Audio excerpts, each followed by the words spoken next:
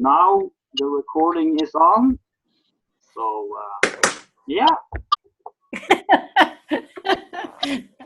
Look at Josh. Now you're looking your best. Yeah. No, I'm looking terrible from that earthquake this morning. I haven't even, I'm not looking good at all. I'm not trying to look good. We take you anyway. Thank you, Gertrude. We can show up as we are. So, yeah. So should we just start a little round of check-ins? Obviously, it's optional, but maybe Wahel, do you want to just say a few words about yourself? And, yeah.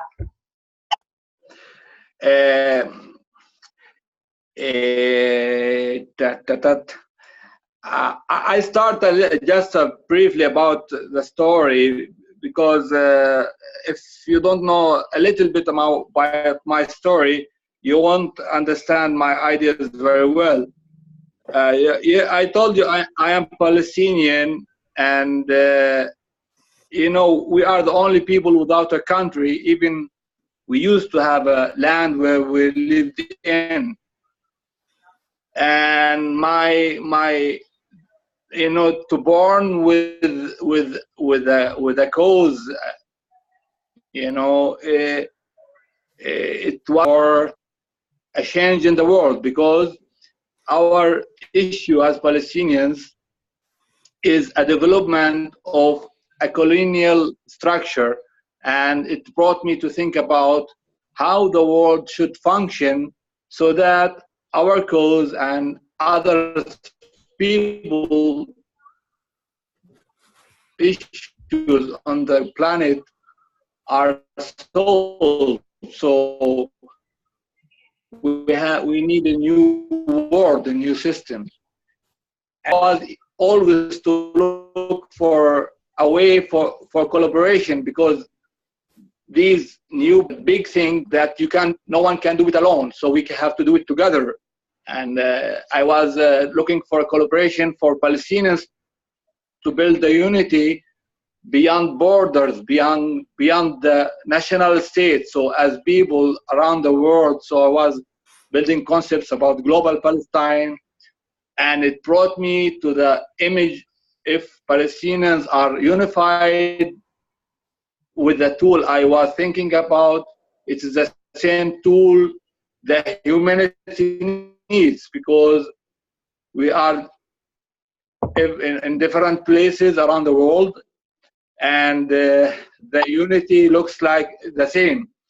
And I came up to the image of the global brain, so the humanity could function as nature, as part of the nature, through ecology. I called it. I mean, we know it is. I mean, I'm not the only one, so I'm one of like millions who have this picture of a new humanity, and I was searching for the key to humanity, like many of us, and I believe to find a formula to create that superorganism. It must the superorganism must grow by its own. If it is a natural design, it must be that organic, and it must be grow by its own. And if the formula is a seed, if you give the seed some energy, it will grow by its own. And I was looking after this design of the seed, how it should look like that it grows by its own, until I came up to the idea of integral collaboration. When people collaborate, they are beyond their agendas. So they are on a mission together, trying to accomplish that mission. And it is the purest way of thinking, because when you are together on a mission, you are driven by the consciousness of of the attention on that mission. So you are free of your memory, you are free of your nationality, you are free of whatever. When you are in collaboration, it is like magic. It is like magic, but a true collaboration. And this was the first thing. Okay, the secret light, the secret is collaboration. But how can people collaborate in a holistic, integral way so that they can build up that super organism? And I came up at the end. I came with the idea of the 3 steps formula of collaboration. And sometimes I think the people don't believe me, and I ask them to try it. And these 3 steps are very, very, very simple, so that you won't think that they could solve the problems of the world. But if anyone look deeply into them, I have like 20 points to clarify how they can be good. The 3 steps of integral collaboration are: first, you have to define a mission, then search for questions on that mission, and third is collectively answer the questions. So the point is no more about what my idea is in this process. It's a point about the question and the answering of the question, which is in the core attention of the whole group. So if we are a group of 5, group of 10, group of 1,000, group of 1 million, if we try to answer our questions to that missions, then we build like a new ecology of it is a new collaboration ecology with full attention. And this is the formula. And I put an idea of developing an application using this formula and 3 maps. You know, you need the maps to build your information on them, like the geographic information, where is your mission, and the second map is for cognition. Okay, it is about what the mission is about, which information we are producing during this mission. And the third map is self-mission. If you are not in collaboration on a mission, you are dealing with yourself, either in education or you make in your social life or whatever. And it is I'm describing this application with the formula in its core. And I'm now looking for people who are interested in the idea, and to support bringing the project of this application forward. Whoa, thank you. Yeah, definitely many of us who are interested in very similar things, so I think we'll have a lot to look into. Yeah, great stuff. I was going to say, do you mind if I reflect back what you were saying, just because I had a real nice talk with Wahel? If I could reflect back, I think he might have froze, so I'm going to check in with him first. Can you still hear me, Wahel? Seems he froze here. All right. Well, he got a nice smile where he froze, so Yeah. I'm. Can you hear Wahel? I'm back. We don't have a very good internet here, but you have to excuse that. No problem. If you want to, you can turn off your video and it will give you better sound clarity. And then when you need to, turn back on the video when you see the face, but it'll give you better connection so you're not freezing. But I was just going to share from talking to you is one of the big questions Wahel was asking me when we first met is what is our purpose as individual souls on this planet? Why are we here? And then from that, as a jumping off point, we can go through the questions that Wahel was just explaining of collaboration and purpose. But before the first question is, why are we here on a spinning rock and dividing the rock into lines and creating these weird nation states? Like, why are we even on this existence and this consciousness? If we don't get that question answered, the other questions are harder to answer.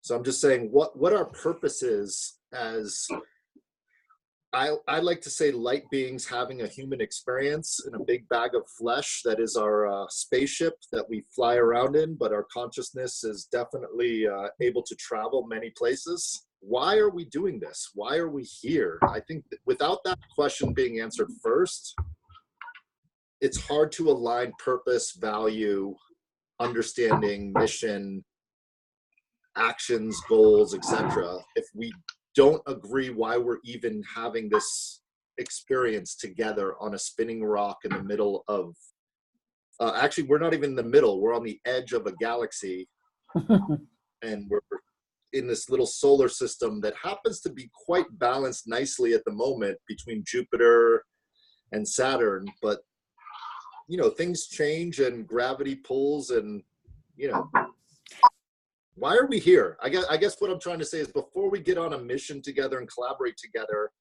why do you exist? Why do, that's my check-in today, is the experiment of, Glenn, why are you existing in space and time, and why are we shooting light through a beam of fiber optic wire so I can see your face over there where you are in Norway? And why is this happening? Why are we changing our vocal cords? Joss Winder gave a most beautiful vocal demonstration last week to why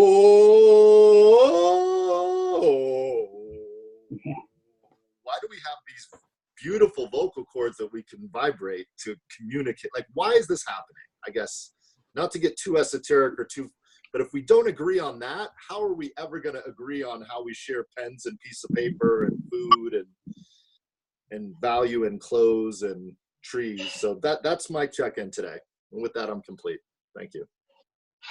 Oh, great, Josh.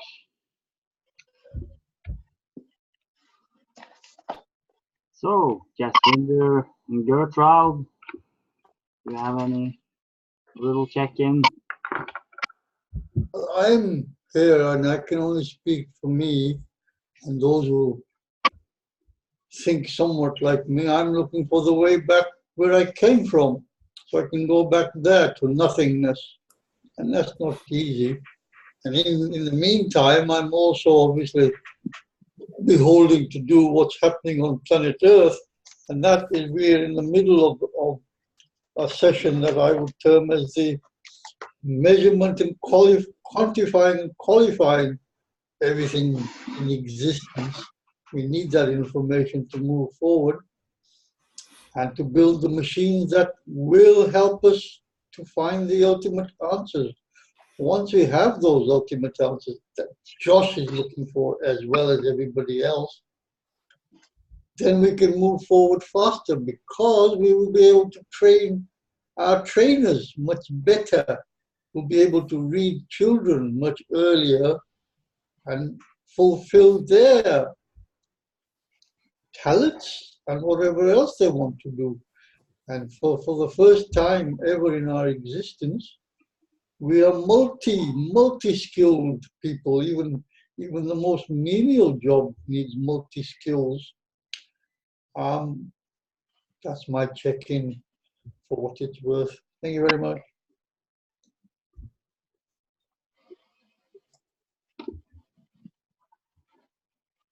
Great. Gertrude, are you still I'm here? here. Yeah, Yeah. I think I just finished this. So I put in an article about experiments suggest humans can directly observe the quantum. Yeah, hi everybody. I couldn't make other Fridays, but now I'm happy I did so. I'm looking forward to what we are going to do. And Wahel, it's great to meet you. I'm sitting in the middle of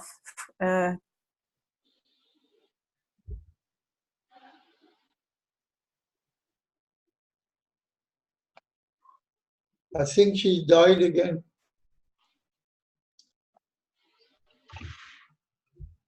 I must Drop. have In the middle of something.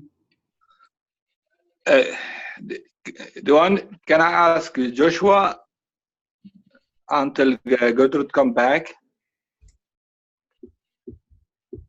William. Sure. She's coming back. Can you Okay. hear us, Gertrude? Sorry, where did you leave me? Or where did I leave you? Sitting in the middle. You Of were in Germany. the middle of something. And What? then Of Germany. Germany, yeah. Germany. Where in Germany? Gießen, north of Frankfurt. Okay, yes. And where did you go? Where did you live? I lived in, I did my study in Karlsruhe, then I moved to München, and I spent a while in by Kusel, and then I moved to Düsseldorf. Oh, okay. My family comes from near Cologne. So I thought it was interesting what you talked about integral. I was working with Frédéric Laloux on the wiki for reinventing organizations and studying with Ken Wilber. And so I thought it was interesting what you shared. And another connection that I have with your 3 steps, I thought it's very close to appreciative inquiry, to what we do there, to really inquire of what it is about, and then asking questions about the resources we already have in achieving that mission. So I don't know if you know anything about it, and maybe I think I shared it in the Facebook group that we are planning appreciative inquiry for the climate in November in Frankfurt. So, and I thought you must come. This is about climate in organizations, in society and politics, and for the planet. And we will include people that work in the climate field, but also young people and and also disadvantaged. So we have one alliance system that work with low-income households and climate. So we're just in the middle of organizing or planning, creating that event, and this is a European thing. So I'm really this really ignites me, and we have several support from Denmark, from Netherlands, from where to do that. Yeah. I would appreciate to be with a group who are organizing this stuff, because all what I did is really autodidactic. I did it. Sorry, I used the word "I" too much, so that I began to hate myself.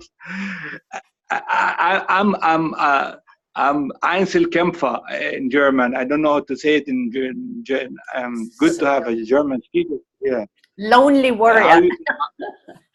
I'm a lonely warrior with my inner belief. I believe everything we have inside us. Mm-hmm. I didn't read a lot of books, so I was searching with my own creativity for how it can be done, and I'm very close too many crises where I live. So I deal with a lot of people and politics and corruption, and to search with your creativity and connecting the dots and to find it, to do real research with yourself, not into like academics. And this is my point, to tell you that it's not academic work what I'm telling here. I never read a Wilber book, or I use some theories like supporting my concept, and sometimes I think this new concept is bringing in sociology, psychology, in new ways. It is bringing new era of thinking, of social learning, of. So I will send you my paper with where I explain a lot of things about it, and I hesitate to talk a lot about it because sometimes I think people will be bored. I prefer to answer questions. So this is an issue. I have a lot to say about it. So, and I don't want sometimes to take the time of others. So I'm not professional talkers. I don't know where the limits was talking and stopping, and yeah. Would you do it in the GCC or in a private? No, I'm on many groups. I will answer Joshua, please, because this is important. I know we are, as a humans, in the trap where we ask why we are here. This is a trap. We lose a lot, guys. We lose a lot of energy, a lot of time, a lot of thoughts. Thoughts are, when you are in thoughts, think you are doing something wrong. When you are in action, you are okay. Otherwise, sorry, you are, yeah. Humans must be in action, like a beehive, or we have a lot of things to do. So if we are just talking, making philosophy, so that's why collaboration. And once we go into collaboration as collective with my formula or another formula, we will know better why we are here. Because when we come together, we will know each other better. The images we have will get closer. So collaboration and cooperation is a magic tool. So we are running away from it. For example, I am in a collaboration group with 1,200 people, and I don't see a lot of collaboration, sorry. So there's not a clear, in different groups is the same. There's a lot of talk, a lot of discussions, and there is less productivity as in regards of the challenges we have as a humanity. Great. Yeah. Yeah. It's a lot of things that have come up already. This is a great intro round. I'll do a little check-in as well. I can certainly relate a lot to what you mentioned, Wahel, about this. How can I say it? It's like an interest in certain ideas that comes from the inside, so to say, and it's not. It isn't really anywhere in established culture around us where this is expressed, but I feel that in myself there's an interest in going in a certain direction that comes from somewhere, and I don't know where, but it has something about it which makes me trust it, and it makes sense, and what you say gives an impression that you also have it comes from the same place, so to say, and I see that with many here, and so there's some ideas that come out. For example, this idea of just going into the action, in a sense that we know something that enables us to begin somewhere, with some kind of action which will reveal more as we actually get moving.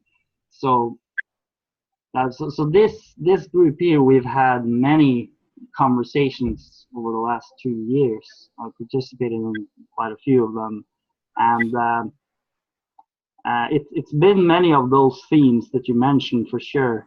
That it's a lot of talking, and then it's sometimes this question keeps coming up about, is there any real collaboration that happens? And then it comes up that the talking itself is a collaboration of a kind. And then it comes up that there's also many ways that we can talk. So we can, let's say, just mumble jumble or speculate, but there may be a different way for us to talk where we really do question things and explore. And so that's what I obviously also I'm looking for today. Yeah, Gertrude, you had something? Yeah, I wanted to tell, if you don't see the chat, Wahel, you can ping me on Facebook. I put my name in, so you can send me what you wanted to, if you don't put it in the whole group. So, and I wanted to share about a collaboration that I'm doing also. It's beside our normal consulting, coaching appreciators. This is taking our book into booklet or something like Asterix or so, to really get it down, the traffic light model that we created, and have pictures.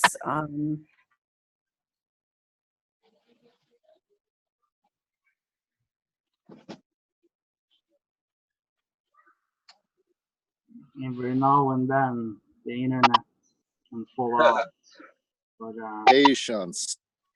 you have to be patient. She will be back. Gertrude asked me, I just looked at that, and she asked, did I ask myself why I'm here? And if she had taken the time over the last year to get to know me, I wrote a book when I was 5 years old that explained exactly why I was here. So I will send that. If you give me your address, Gertrude, I'll send you a copy of that book and you can read. I wrote very clearly, and it's been published and given over 80,000 copies, why I am here. I answered that question when I was 5. And that was a kind of cartoon book, wasn't it? With a little similar to what Gertrude was describing, maybe. Yeah, Gertrude, you fell out for a few moments, but now you seem to be back. Yeah, sorry, I don't know. I have to check out. I think it's about our box, not my PC. Yeah, I just wanted to tell you that we're about 11 people to work on this book, to have that condensed part for the traffic light model in our method. And I was working with Jaswinde on that, and and this is so great to have the technological online stuff, and the community building and support and working on the same document and all this. This is really, really a wonderful thing to do. So so that's my collaboration part also, besides creating that conference. And we hope there will be about 80 to 100 people. So. I wanted to add that. Yeah. So yeah, I was just wanted to say just before we sort of get into it. I mean, we can go pretty much anywhere we want today, so it's no specific plan. But I definitely think it's already come a lot out that's very interesting to follow through on. Um, yeah, I've taken a lot of notes, but yeah, Wahel, I think you have something there. I have a question. It's very related to my work. I don't have any organization, as I told you before, and all this like visions and ideas and the idea about the app. I would love that I have a small group who are more or less around me, so that we can talk and think about the next steps.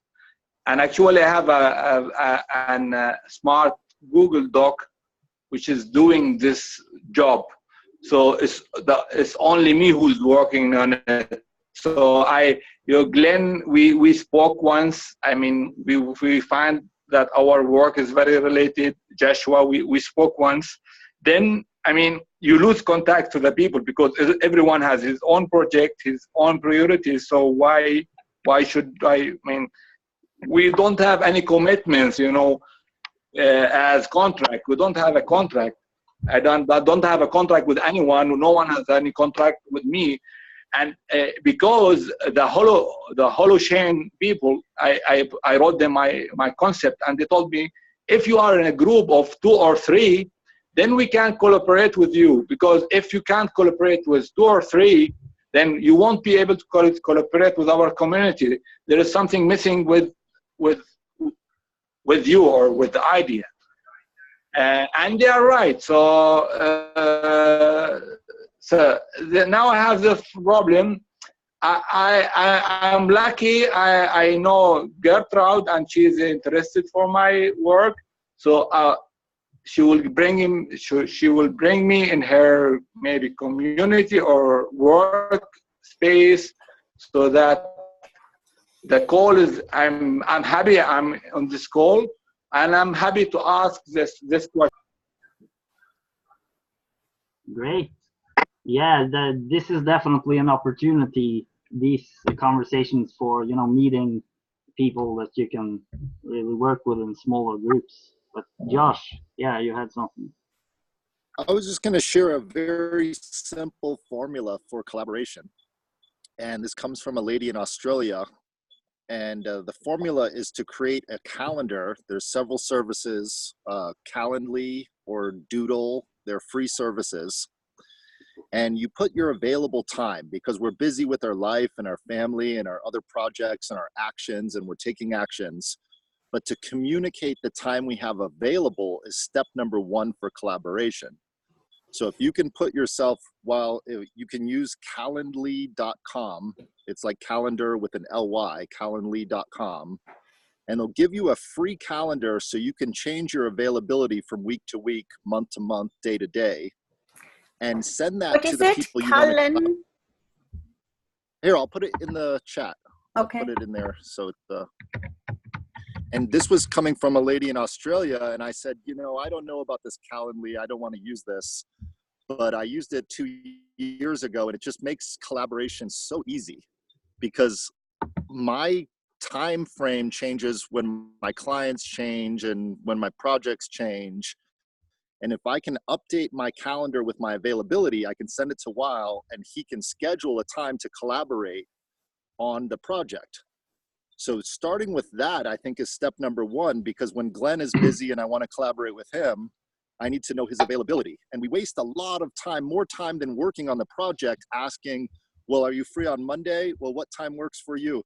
Is this time work? It just, I'd spend like half an hour trying to collaborate for 15 minutes. It's crazy. So I'm putting it in the chat here. So I just wanted to say, step number 1 is, if I know your availability, when you're free, and if I'm free at the same time, then we can connect. And once we've connected, then the next step is how are we going to maximize that time together?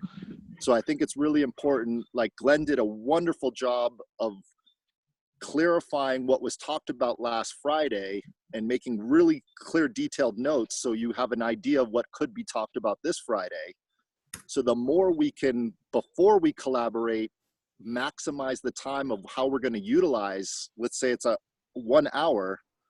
If we know we want to hit 5 bullet points in that hour, and when we meet, we only get 1 bullet point done, then we have to meet 5 more hours to get all 5 bullet points, if that's the average time, depending on the bullet point. So if we don't clarify why we're meeting, it's a waste of our time. I'm wasting my time, you're wasting your time.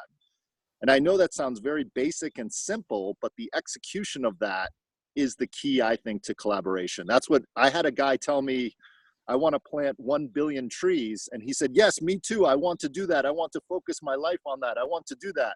And I said, okay, when do you want to meet? He said, why are we meeting? I said, go fuck off. I don't have time for you. You're not focused. You're not clear. If you say you want to do something, but then you don't know why or what, I don't have time for that.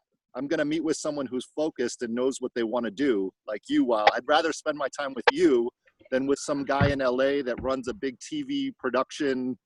You know, like, I'm ranting, but clarifying and discernment of your time is the next step to collaboration. That's step 2. So meet with the people that you want to meet with.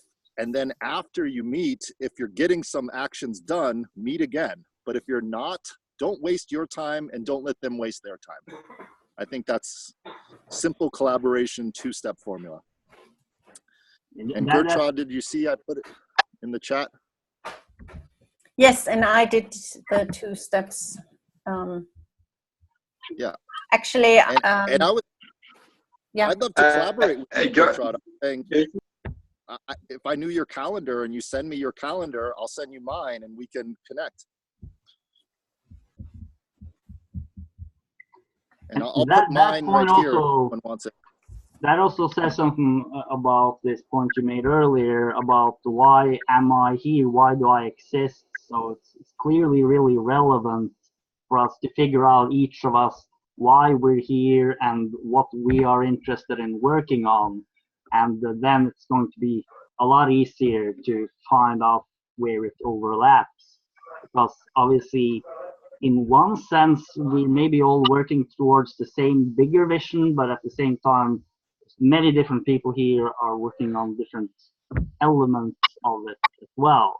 So, and I also wanted to point out that from my point of view, these conversations, they are actual collaborations. They're not preparations for a collaboration to happen later. I want to make that very clear, because that's, for me, very essential, that the conversations themselves are actual collaboration in developing ideas and understanding and ways of thinking together about big issues, which in my opinion is one of the, well, seems to be one of the things that are lacking, is this ability to think together. And that's this great chance we have when we meet. So really want to make that point. This is real collaboration in action, as far as I'm concerned. These meetings, it's like prime time. And yeah, Joshua. Yeah, I think you're absolutely right. But also, if everyone does what you do, where you meet, collaborate, discuss, and then show the notes afterwards, like you did so well last week, then you can build off of that to another meeting. Otherwise, you're just circling and spiraling. And that's why people think the GCC is not doing anything, because they don't see the trajectory of the conversations, because they're coming into the conversation here, but they didn't see all of these conversations here for 1 year. So they think right when they come in here, this is the beginning point down here, but really it's up here. We've already discussed all of these things. So without the recorded knowledge, which is why we're recording this conversation, but who has the time to meet up here and then go back through hundreds of hours of discussion. They cannot. So clarifying 100 hours of discussion in a 15-minute presentation is what's needed to the trajectory of the conversation to continue. Like Jaswinder always says, we're not keeping our collective memory in a way that we can give to new people that come in at this point in the conversation and start digressing and having old conversations, so we're not trajectorying up or spiraling out. Any way that you want to look at the conversation. Yeah, the that regenerative issue, aspect of the conversation collective is memory is definitely crucial, and there's definitely a lot we can do much better there. I mean, so we were sort of, or like all the other communities are calling it a dynamic knowledge repository, a DKR. And that's the wiki that Gertrude was talking about working on for groups and businesses, is having that dynamic knowledge repository. And no one can decide where it's going to be reposited. It's very peer-to-peer decentralized at this moment. Thus, culture is not created. Yeah, while I have something important. I have something important to share, because what Joshua said about having time for someone, this is old system, because in nature things flow. We must think about having a system which overflow, and not to block the energy until someone opened the valve for it to flow. And the way I solved this problem, and you can make a test with the link I sent to you. Whenever you have time, maybe 5 minutes, 10 minutes, a day or a week you want to spend for me, put in your calendar Wahel and go into the document I have created. The formula, with the formula you answer questions I put to you. Maybe you will have an idea, you don't find a question for it. Then you will write the question first and answer, and put your answer underneath the question. Someone else will come and see the new question and he will put his answer. So the document will grow by itself.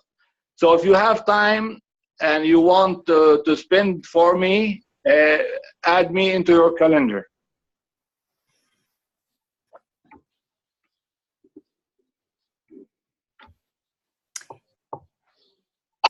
Josh, I find your calendar, not your calendar, just the website. I didn't find where the calendar is in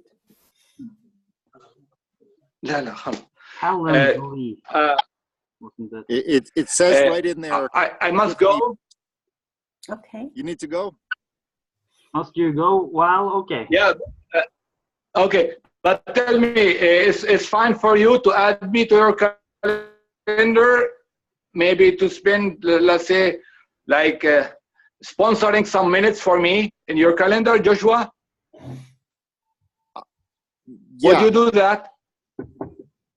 This is the example I'm saying. Okay. Is I sent the website, and if you scroll down, it says connect with me personally. There's a button. It's very clear, and you click it, and there's my time frame.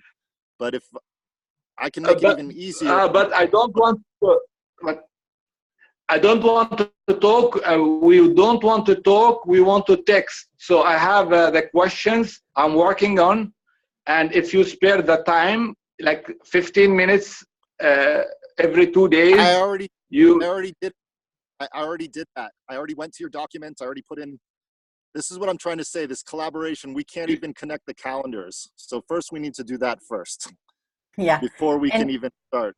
Okay. And here you go, Gertrude. There's the link directly to the calendar. I just put it in there for you.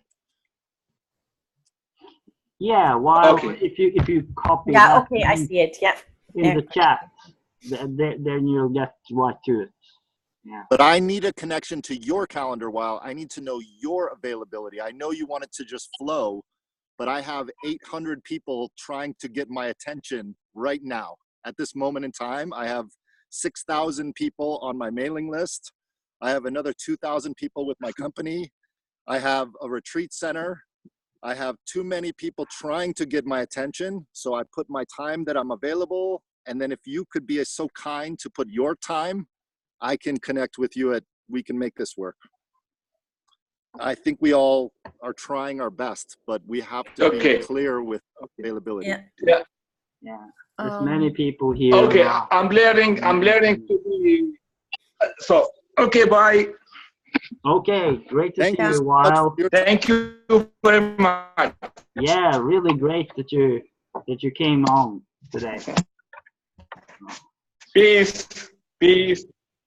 Bye. Bye bye. Yeah, see you next. Okay. Absolutely. Josh, just Yeah. I have a Google Calendar. How do I connect through Calendly or? It automatically will connect to your Google Calendar. Okay, good. Yeah. So that's why Calendly is so nice. It'll connect directly once you've scheduled the time. If you wanted to schedule the time, you can put what you're scheduling it for, and then it will press a button and connect to your Google and connect to my Google. It'll connect the two.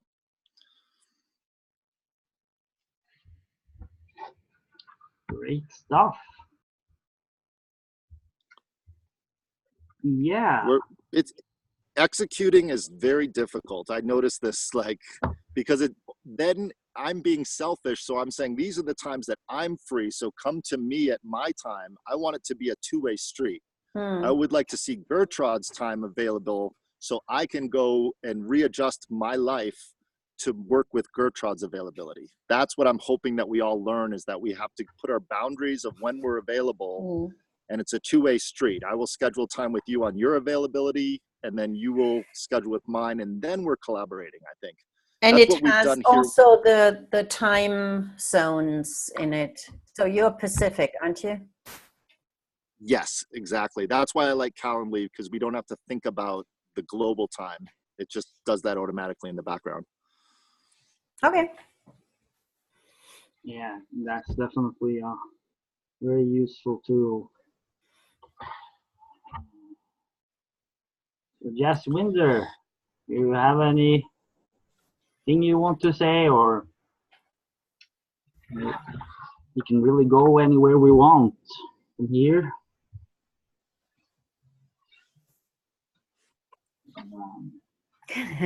Smiling. We're onboarding Wahel, which is good. Wahel wants to join in.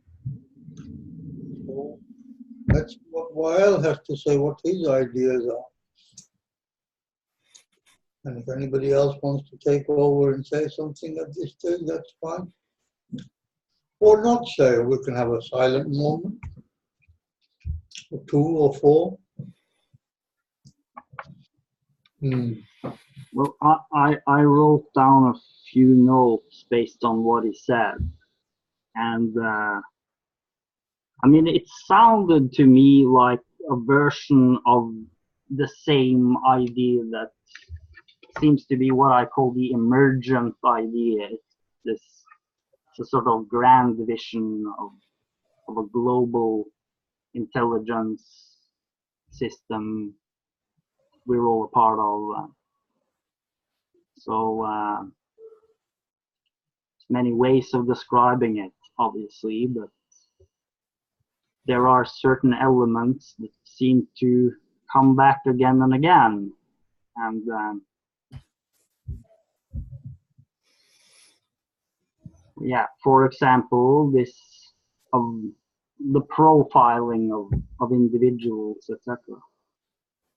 And sort of knowing who we are in this and what we want to do, including, when we have available time and what we want to focus on. I know for me at least, it's challenging to be interested in so many things. This is a sort of inherent challenge. Yeah, Jasmine there. Here's a little conundrum. between individual families, and then we move up to the extended family, the clan, small local community, larger community, right up to towns, cities, country levels. Each and every family unit is responsible for its own little enclave of a small habitation. And within that habitation, we all prepare our little individual meals. We may prepare 1 or 3 meals per day, but we do that. One of the most fundamental and most important activities is eating, and those that eat together bond fairly well, and those bonds can and will last a long time. And yet, if we break up that family unit, that unity that we do there, by providing, for argument's sake, free food, there is that sort of cohesion that you can build by only doing that on certain occasions or all the time. This is a crossroads which we will need to look at sooner or later. So these are just thoughts that flow through me at times, that we are looking and we are developing communities which did not exist even as little as 70 years ago. And these communities are intermingling, and there's an exchange of ideas. How do we want to move forward?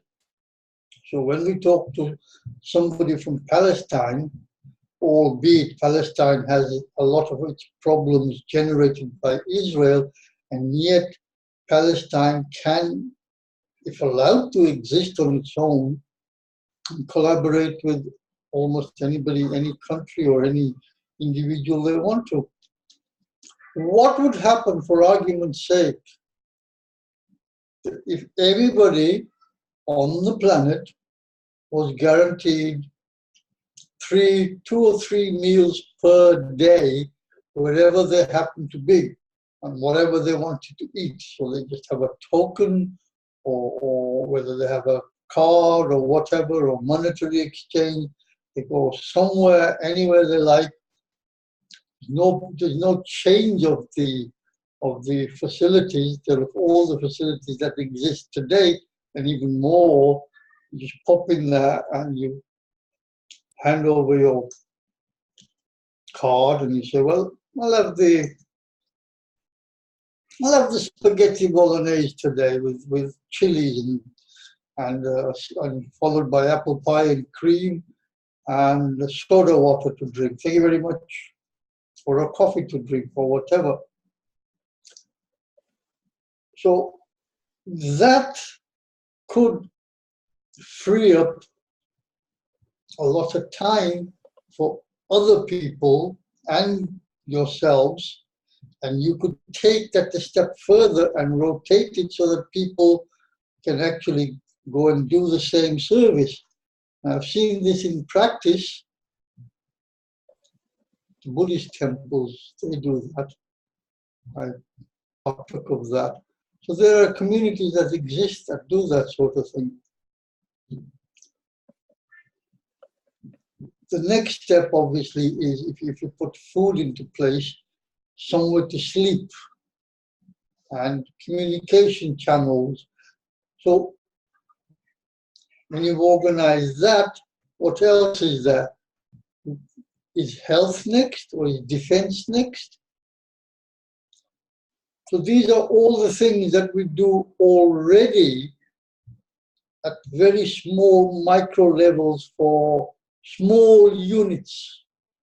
But there are 2 people in that unit that we call the family unit, 2 people in the immediate family, with grandma, granddad, nana and nanny, the extended and grandchildren, and then you can move out to the various levels of cousins and nephews and nieces. But you're taking from the core and you're working outwards, and then you help each other. And the banking system obviously is set up for its own gain, but the banking system comes in handy as well.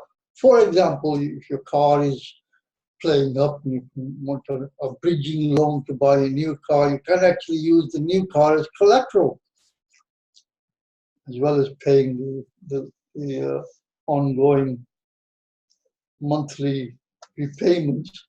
So these systems, we are not privileged at the moment. We're not allowed the freedom to look at these systems so that they can be set up for the benefit of society from the bottom up. It's set up from the top down. People who set up banks are not looking to help people. They're looking to earn interest on the money that's coming in, and then use that interest to grow, and then produce more money, and then use this money to enslave more people. These are super efficient systems. Now, if in comparison, if we look at the ant colony or a bee colony or any colony really, including a human colony, the ultimate currency is food.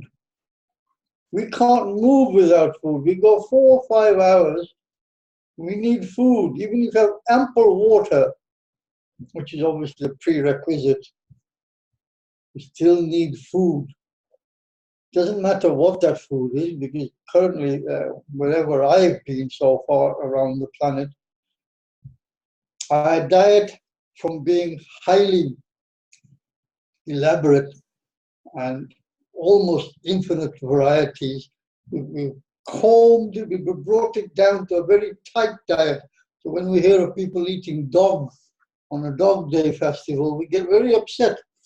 Or if they're eating rat or cat or whatever. Things we used to take for granted 100 years ago, that's food.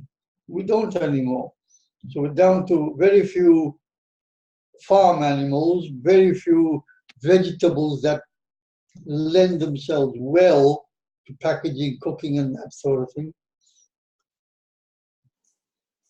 Not to elaborate too much on the minor details, but the major detail is that kind of level of organization, that wherever I go on the planet, that I'm guaranteed something to eat, something to wear, somewhere to sleep, and then I can go and join or be a part of whatever organization that is doing something I'm interested in, and go and be helpful there. And obviously we have internet nearly 3/4 of the world now, maybe half the world, and we can still communicate with our loved ones and others via the internet. So we could have a super communal organization the planet over, and we have Airbnb already in place for money, for a profit organization. But these organizations, there's nothing to say, as happened in times of war, that these organizations cannot be brought to bear for the greater good for everybody. Albeit for the individual country, there's no reason why they shouldn't just go global, or even trading on a big trading bloc like the EU trading bloc, or the World Trading Organization, or the Pacific Trading Organization. Once you alleviate, I was thinking about this walking home not long ago. Maybe I should carry a recording machine with me. The irritating little problems that we go through every single day of our lives, the resentment we built up because systems that were set up a long time ago. I'll give you an example. When cars in the UK were much narrower, they were only 4 feet wide. Nowadays, cars are 5, 5.5, 6 feet wide. Buses are 8 feet wide. So when you go to your local supermarket, you park on the car park, that slot, parking slot space has remained the same since about the 1950s, 1960s, when it was set as 6 feet wide. So when you open the doors, the gap between the cars is insufficient to get out comfortably, unless you park in the disabled area. And I've been moaning about it for a long time. And I tell people, you know, write to the Minister of Transport. Let's get this sorted. Nothing has happened. I've been saying that for the last 10 years, and nothing's happened. Nobody writes. Okay, Josh. Oh, I was just going to share with you that exact problem. It's not fixed because everyone can't afford it, but they did create a car where the door goes up and out like a wing to fix that problem. Yeah, I've never ever seen that car. The DeLorean was a gull wing car. Mercedes produced a gull wing car. These are luxury items. The everyday car are the standard things. There are lots of other irritating things as well. Buses, how you on board and off board. Solutions. Yeah, and there's also a lot of solutions to the problem too. So and looking at Germany, how clean Germany was, and looking at other countries like the UK. In the UK, the people are deplorable. They threw rubbish out everywhere. Cigarette butts, empty cans. We pay council tax. The council should clean it. The council doesn't have the resources anymore, not since 2008. So if we bring to bear more personal responsibility, well as more personal freedom, can sort of a global organization from the bottom up advocate those things? And can we produce enough people who are wanting to take that on to go on to the ministerial level and put the idea forward? That's the sort of global organization that went through my mind a long time ago. And that's the sort of global organization I think we ought to be probably looking at and putting forward. And there's nothing there that's immensely complicated. You know, life is complicated. Yeah. But each individual item in that life, you can only deal with any item for a short period of time that's required on a single item to item basis. And then you move on to other things, and they clamp together, bolt together to form a system that you like. And then once you practice it enough, it becomes fairly easy. That, if we put that together in a nutshell, I'm quite willing to do that, and I'm quite willing to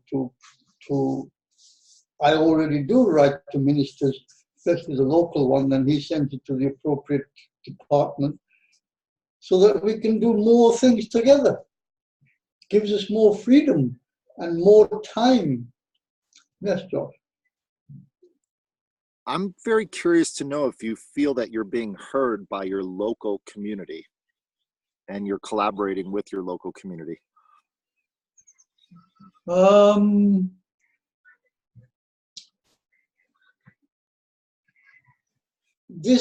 been working with the local community now. It's a very local community, a little place called Heath Town. So that would be a village inside the city. I don't know how many people live here. I've got a whole rundown on this area, so all the information is available. But the immediate catchment here is 4,000 people. We have a local, we call it the Heathfield Park Community Action Network. We have a regular meeting once every few weeks. We have an international day once a year, and we have we organize that, and we get various communities to come together and meet and mingle So there's the refugees, the migrants, the local people who live here and other people, and some of the city dignitaries. The mayor comes to open it up, cut the ribbon, as it were, for the festivities. And then we obviously engage with the local other communities, like the Sikhs, the Muslims, and whoever else is here, the Catholics, the Christians. I've been an active member of Interfaith Wolverhampton, and that's a citywide organization. Yeah, it's not a case of do people hear what I say, are they taking any action? Both of those are happening, but at a very slow rate, because organizations need some capital and funding to be able to do these things, because we need communication, which is obviously internet, money to pay bills for that, letter writing, etc., whatever else that's needed. And if we organize an international day, we need to hire the tents and things and whatever else, and maybe even pay for the bouncy castle. And then we need to pay the bills that we generate on that. So it's happening. And we're thinking of organizing International Lunch Day as well. So people get together and have a whole day where they sit and eat and talk. So yes, from very small beginnings, starting off very small, Josh, sitting on my own for several weeks, I remember that. And then people coming up, and because I sat there, and because we produced the leaflets and put them out, people read them, and one by one they started coming to see what was happening, what you do, why are you sitting on your own? Well, let's get some more people on board, let's get some more leaflets out there, and then talk to other organizations that are already active, like the Little Brothers and the Hope Center, and they sent one of their managers to see if she could help, and she was an immense help because she had more local knowledge than I did at the time. And more organizations have come on board, and some have drifted off, and some are looking for more people to join them. Yeah, it's happening. So over the last 10, 12 years, more and more people are coming on board, but they generally tend to be of retirement age or just below, or people who, thankfully, mothers who've got children at school and they don't have an occupation, they put in a hand or two. So it's moving along, yeah. That's what lends me to think about these organizations who provide free food. The Little Brothers provide hot food once a day, 7 days a week, regardless. And they do a special meal on Christmas and Easter. And their monthly bill for providing food is roughly about £4,000 a month currently. So I do donate to that. I have sat with the homeless, and yes, it can be smelly. Yes, it sometimes is aggressive. Whatever it is, but it's good. You get good hot meal, and if you ask them nicely, they can give you enough food to carry you over for 3 or 4 days. And if you've just started a job and you need food to take with you, that can be organized. So, and the food banks, there are locally food banks here in the immediate area and around the city, and they've grown as well. So the short answer is, yeah, it's coming along. And I'm just looking at the next stage of the development. Hello, Doug. I think that's the sort of loose connections that are floating around in my mind. I think I'm complete on that for now. Thanks for listening. And thank you for sharing. Welcome. Thank you so much, Joswinder. I feel our local, I'm curious to hear from Doug whatever happened with his lawn, because we were talking about that a few months back. So I would love to know, you know, I'm a big fan of local organizing and gravity, but I call it people permaculture. because it can only be self-sustaining of how much energy you can put into it at that time with the people. And then when the person putting in the most energy leaves, if someone doesn't step up to put in the same amount of energy, then the organization starts to fall away and it has to reorganize again. But people permaculture is the idea of sustaining so that there's always a group of people waiting to put the energy in, so the energy never dissipates, it only continues, which is the law of thermodynamics and the law of the universe. And if we work more in sync with those laws, then we have sustainable movements as opposed to up, yay, let's do it, hope and change, yes we can, no we can't, yes we can, no we can't. So love to know how you're doing, Doug. We're all just chit-chatting away here. Yeah, good to see you, Doug. Yes, sorry I was late. But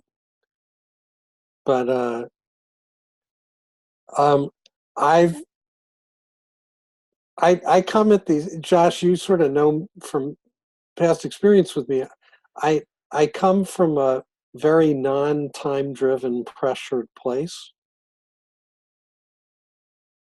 So I take time and I give myself time in abundance, and it's free, and and I find the more I do that, the happier I feel, and the more intentional I feel about how I'm using my time. Strangely, if that makes sense. So I am absolutely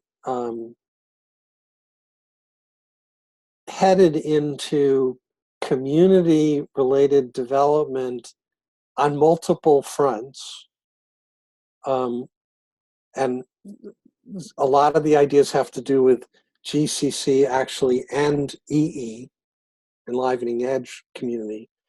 Because in the Enlivening Edge situation, I'm sort of the point of the spear for figuring out how they handle and do their video program generation protocol and what they do with it. And I'm also talking to a colleague in a coaching circle that I'm part of that came out of the EE, but we've been sort of at it for a little over a year and transcended the EE. And one of the guys in that is doing some really interesting experimentation with Zoom in community development and content curation stuff. And I had a couple of abortive runs at catalyzing the reaching out to the greater grander community, which applies both to the GCC and the EE. I'm going to spend a bunch of time thinking about that and what that looks like, what I want that to look like from an experiential standpoint. And that dovetails into my local aspiration, which is I'm living, through one lens, I look out my window and I can see like literally 4 houses because I'm in that kind of development.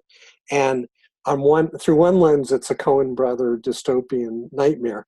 But through another lens, it's like a really dense community with really close neighbors and absolutely none of the energy or interactive dynamic that one would think would be there if people are living that close to each other and have all the reasons to be in communication and in touch with each other and helping each other and sharing and getting together and whatever.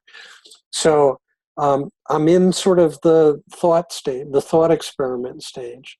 I'm thinking about there are 3 constituents that are sort of close at hand. One of them is the local manager who's a resident, and the staff, in quotes. The third is the corporate parent of the development, because they've put in place policies that are sort of anti-community emergence. based on past experience where there was like, a community newsletter and it turned into a trash issue that turned into complaints that turned into, no official management related stuff of a community nature is okay. But that, I suspect, also dates back to pre-digital age. But as a policy, the manager on site can't use the contact resource base of their residents for solicitation, communication purposes of the kind I'm thinking of, right? So they're a constituency. There's the corporate, big, corporate monolithic Darth Vader constituent that would experience any effort on my part as a threat potentially, because if we organize them, we're also in a position to ask for things or complain about things or or compare notes and go, wait a second, what's being done to us with rent adjustments or increases or, we have to be, it would have to be a threat to them. And then there's the diversity aspect of the community itself. That on one hand, this kind of development has a mix of absentee owners who are Chicago people, and this is like their, summer beach house. And there are other people that are here because socioeconomically it's very cheap living. It's houses are all, equal to or less than $83,000 to own, and you don't own the land, and the carry cost is nominal per month. And, so there's this wildly diverse residency profile of retirees, young families that in the current economic frame can't do a normal starter house. They're in sort of this place. There are single people. There's transient workers at the local nuclear power plant that'll do a 6-month residency. And then there are wealthy people out of Chicago who, whose sons come down and drive 60 miles an hour through the development where the little kids are playing. It's like, so there's a very complex ecosystem. And I'm spending, time thinking into that, feeling into that, like, how do I approach that initial solicitation? If I don't get that right, not only could I blow it up and make it impossible to try anything a second time, but I also could alienate or trigger a negative response that kills it. So it's sort of a minefield. It's a little bit of a minefield. And I'm trying to think my way through that. How long have you stayed there now? We officially moved in January 1, and it probably took us through mid-June, early to mid-June, just sort of really finally getting settled in, moved in, located on a family and personal level. And then, turn attention to this as a piece of the puzzle that I put on my plate. And so I've been feeling my way, and I haven't approached anybody else in the community. We have a great relationship with the on-site managers, representatives of the corporate developers. And I haven't broached the subject or approached them other than some preliminary questions about why is there no whatever? And they had extended an invitation to us to sort of a potluck that we went to, and we've gone every time we've found out about it. but it's literally sort of a handful of regulars that are old residents of the place, that sort of just word of mouth that at the end of each they schedule the next, that kind of deal.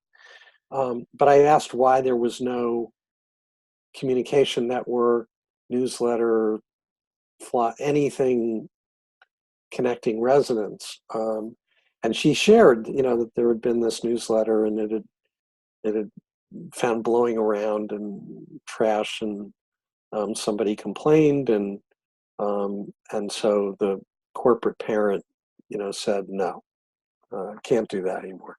And it's one of those developments where it's very neat, very trim. They are right on top of it with the rules. They're really looking to keep it nice in that development kind of way. And so I'm in the thick of it, in the mind experiment, in the the thought experiment phase, with sort of mapping these things out and working my way through them. And I apologize for the length of that, but I appreciate the opportunity to share it, because that's also like a formulative exercise and a way of putting out to the universe and to you to say, help. Like if you have some ideas or have experienced similar diversity of target and have some tricks of the trade to share, I would welcome any and all input, suggestions, learnings about first moves. I'm sure Josh has plenty of tricks to share, if I know him right. Before you jump in, Josh, I just want to say that I really resonate a lot with what you say about taking the time. I really, this is something I've felt into a lot concerning what we're doing with the GCC, and especially, these really big global questions, and what part could I play in this? And it just seems like one of those things that is so big and so important that it's worth just not rushing it. It really feels like something that must move slow, and somehow that's the right way. And it builds gradually on itself. Similarly to how these conversations also can build gradually on themselves and clarify things. So, yeah, what do you wanted to say, Josh? Oh, you nailed me. I think you know me well. So yeah, definitely have tools and tips and tricks. I'm just going to keep using that people permaculture, but also I'm learning that every individual has a different, I'm going to use the analogy of a computer, a different clock speed. Yes. So they have a different bandwidth, and they have a different random access memory, which is a different short-term and long-term memory. So someone, Doug, you might meet in your community says, not only did we try that newsletter 3 years ago, but we tried it in 2001, and we tried it in 1997, and we did it in 1963, and when there was only 6 houses on the block. So the long-term memory and the hard drive is different than the random access memory of the people who've only been there. So people permaculture, I think, is about sharing that address book with the little stars next to the people's names. Like, don't talk to Janine, because Janine will waste your time, but she'll feed you really good coffee cake and wonderful mint julep. Right. But she will waste your time and talk about her kids and what they're doing in college, and you'll never get anything done.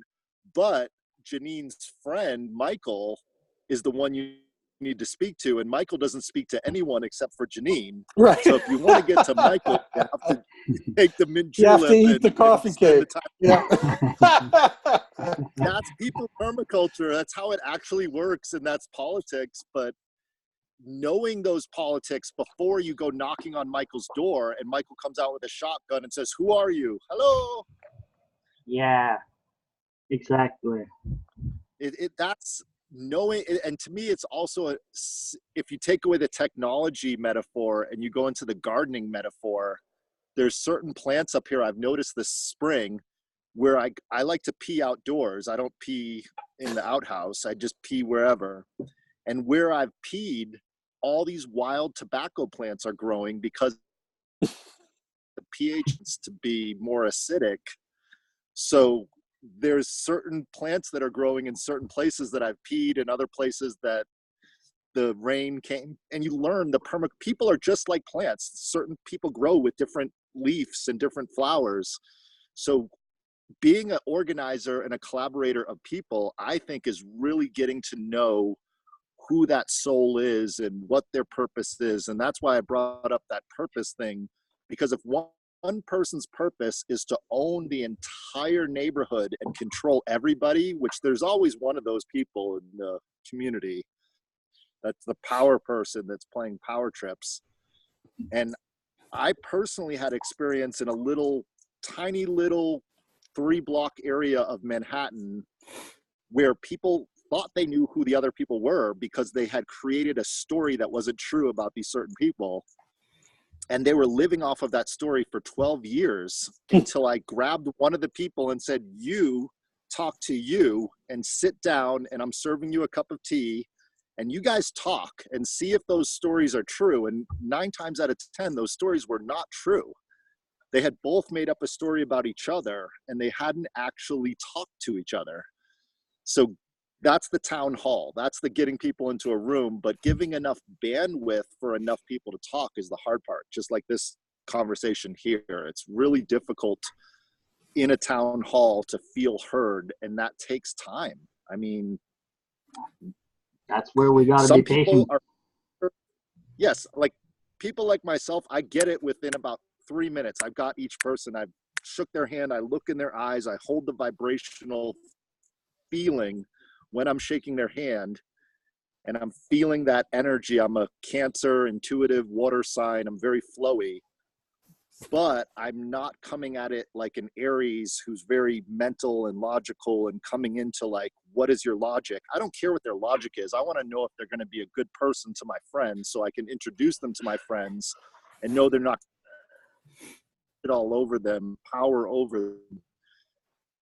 Permaculture is still, I think, just like building a house or crafting any sort of skill. It's human beings are very dynamic. I think everyone in this group can see that from talking to each other for the last year. We're very different. Like Glenn nailed me in 2 seconds. I'm sure Gertrude could be like, what's your power? Like she could nail me in 2 seconds. What's your reptilian brain? You could nail me and probably get me better than I get myself. And that's why I come here, is to learn more about myself through the eyes of each other, through the little girl that's looking at me right now. I'm wondering, what does she know about me? Like, and we're dynamic. We're not static. We change. Like that's, I think, the biggest flaw of human beings is if you said something 10 years ago, I'm holding you to that. Like, hello, I'm trying to think and make up my mind. I don't think the same way I thought 2 years ago. And I hope I don't think the same way 2 years from now. And I don't really have anything more to say than I'm honored to get to know this group of people. I think this is special. And I hope other people in the world get to know each other. Like Wahel was here earlier, Doug, and his heart is vibrating at a frequency so strong because he's a German expat, moved back to his homeland of Palestine. And I'm sure you can relate to what's going on in Israel and Palestine. His need to answer these questions for the world is a little bit more dire, I think, than anyone here in this room, because his fellow countrymen are being shot and killed for their beliefs of wanting their own country again, of a sovereign nation called Palestine that's not being recognized by the UN and the rest of the world. It's a dire, dire need. And I really feel for him when he's talking, because this is very real on a day-to-day. I don't even, I'll start to cry if I go into it anymore. With that, I'm complete.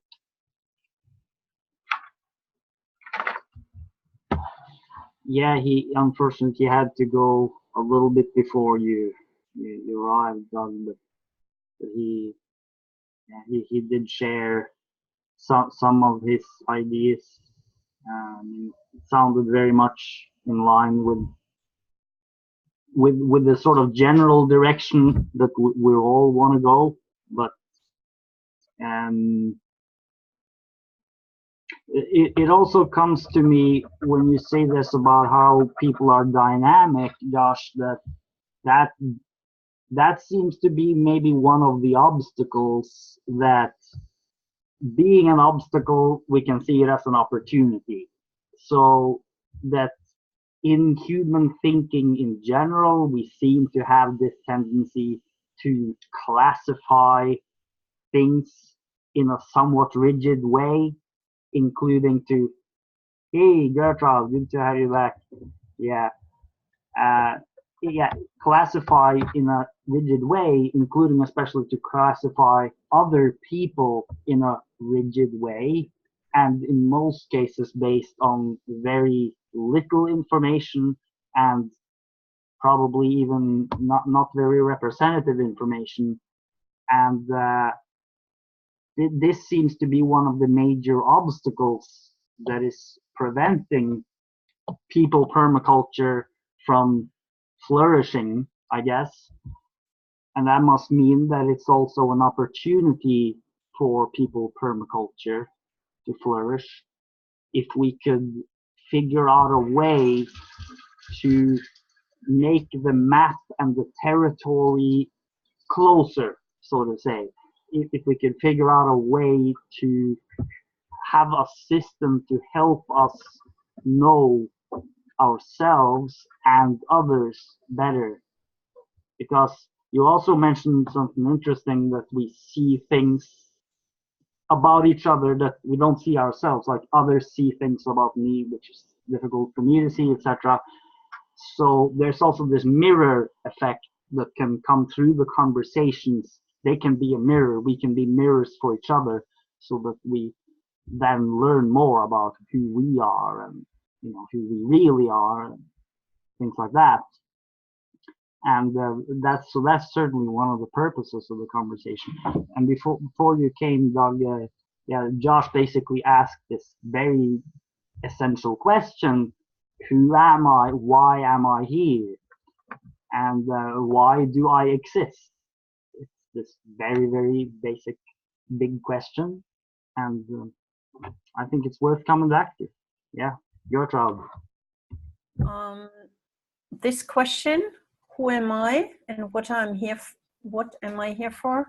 This is Cohen that is a consultant who is doing that in consultancy in companies. So starting in the morning after midday break, next day, at least 1 or 2 times per day to do that, and having a triad. So this is a very structured thing. So people sit together in 3, ABC, and A says, so the others ask him or her, Josh, who are you and what are you here for? And then they listen for 3 or 5 minutes. So you can, depends on what the schedule is for the day.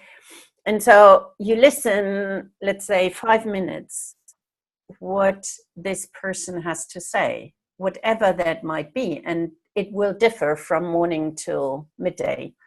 And it will become more and more, it will get deeper and deeper if you do it over and over again. And then after these 5 minutes, the other B and C give appreciative feedback. So what inspired me hearing you, or what I thought was interesting, or whatever that might be. So they have 1 minute each, and go with what was said, not what they think about that person. That's very important, because then the whole story about that person kicks in. And then you So you have 15 to 20 something minutes for this triad, and then you switch for the next part. And so if you do that several times during a seminar, this is really powerful. And when we meet in a live meeting, we always do that at least once a day. So this is, and I think that could be a practice we could do here. We can, if we're 6, for example, we can split up in 3, or we have, I don't know.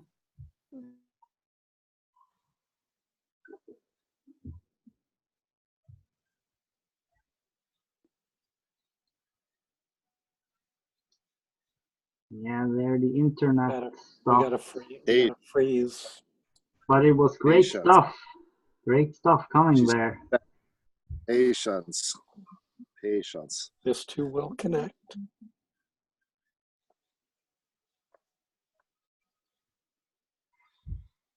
While I'm waiting for, I just heard an animal down the hill playing with the wooden bamboo things, and I don't know what animal it was and what they're doing. But I'm sure by the time Gertrude comes back, we'll figure it out. So if I get attacked by an animal, just delete me, Glenn, because I don't want that recorded. Right. I'm back. Sorry, I just have to find out what. Yesterday I had a good connection, but sometimes it's bad, and maybe there is a loose contact somewhere. Yeah. Where did I lose you? Right at the end, you were saying You mentioned this, that you were asking these questions several times a day. And Yeah, it became deeper and deeper. And I think we could do that here as well. So we can split and have, 3s. If there are enough, and if there's only 4, it's sure we can do it with one group. Yeah, and I think that is, Josh knows it already since he's 5. But maybe there's something else coming up. I mean, it's this source conversations where you really get, maybe the first thing you say when people that are not used to that, they start, oh, I'm punctual, I'm whatever. So they start on the surface, but that's okay. I mean, it's just getting used to this and changing people. And even if with the same people, you say different things next time. So that came up for me as one of the experiments to do here. Yeah, I like that practice, Gertrude. I like the triads, and I also like switching it up because I don't think I am a sole autonomous being by myself as much as I'm vibrating with different people. So at different moments, my purpose is different depending on who I'm with. Mm-hmm. So if I'm with a homeless person who's been abused their whole childhood and didn't get love, my purpose at that moment is to try to be present for them. And if I have the compassion in my heart, to give them a hug through my eyes or my gestures or just whatever I can do at that moment. If they need that, and if they're ready to receive that at that moment, I've got to listen to see if they're in that place, because I might go to give them a hug and they might punch me in the face and say, don't touch me, I don't want to be touched. So our existence, I don't think, is static. I do think it's very dynamic from moment to moment. And if you do that practice every day, then you'll have a lot of great moments. And the way you listen makes a difference. So when you are listened to and people get that you get them, because the feedback is very important and it should be about what was said, so they really feel heard. I was a teacher in the nursing, in the midwife school, and we were talking about nutrition around birth, before and after, and nursing and things like that. So, and then I did we did a seminar about communication. So how to communicate with the women, and this we had to circle that one of them was sitting vis-a-vis of the others. So she was in the circle, there was an outer circle, and one was moving and was talking about what happened this morning. And this lady, and then the other one had to repeat it, just say what she heard. And there was so much story. And she would move further if she was heard. And it was very, very slow because she didn't feel heard. And all of a sudden she bursted out in tears and said, is anybody listening here? I mean, you know, this was not a big story, but it was like, you have so much thoughts about this other person that you already know before the sound hits your ear. So that's a very important, for me, that was really important thing to, this is many, many years ago, but I never forget that. And I think also we are not, there is a self-help like organization.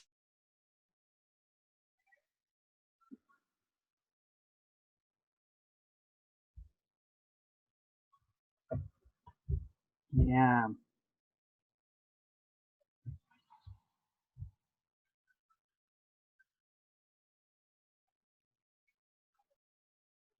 Away again? Now you just came back. You started to say there's Yeah. a self-help, and you got Yeah. cut off right after And help. one of the basic assumptions is, I don't know you. So they had conversations like 1.5 hours and back and forth and listening and so, and one is like, I don't know you. You have to tell me who you are. I cannot make assumptions. Yeah. And I think there is no is world out there. It's how it occurs to me and how I perceive it through my senses, and then make assumptions about it. But it's not the is Josh. I don't know. And so I need to have you share with me who you are. Mm-hmm. Yeah, our bandwidth changes day to day. That's why I'm a very big fan of the 4 agreements, because that last one, do your best. At certain days, I can do a better job of communicating who I is.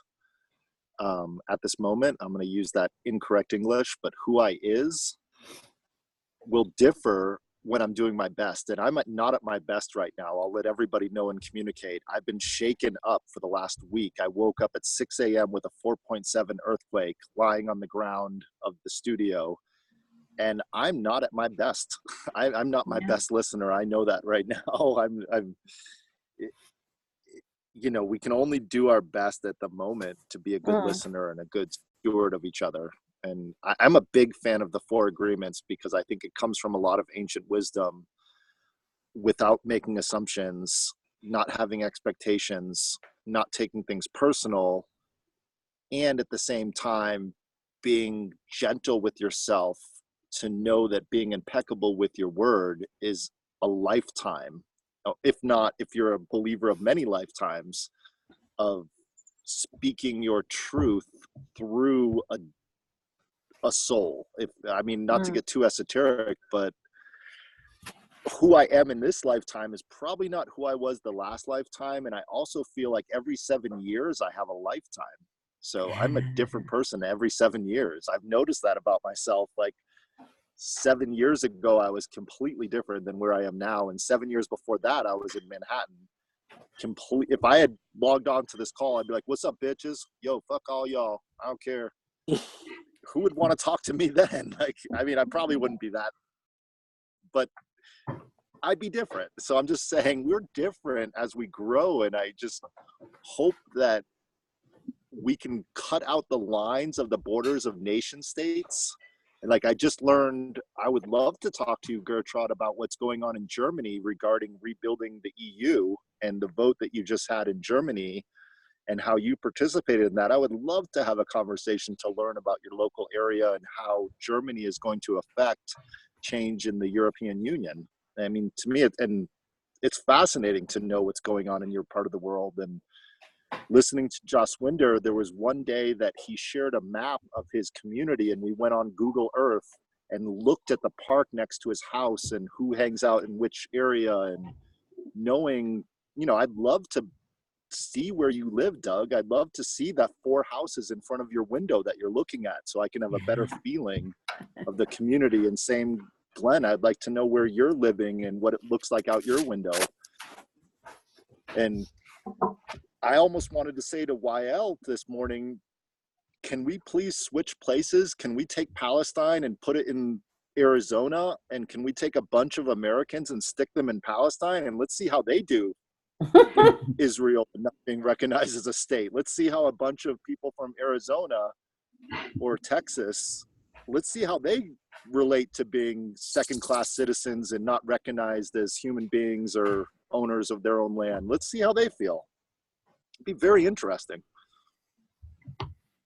What you said there, Josh, about how you were interested in learning to see the houses in front of Doug's yard, and it also seemed to me like an expression of this human wish to understand, this wish to know what is true. And that is something so fundamental, and maybe it's fundamental to all humans. I have this impression that that's one of the things that unite us all. We are really interested in what is true, and we respect it, and we need it. And but I mean, that doesn't mean it's always being expressed, because there's many things happening. But then you bring up this with borderlines and between nations, and the images, the assumptions we have about other people. I mean, this is the whole field of thoughts, which also Wahel mentioned earlier, that we easily get stuck in these thought loops.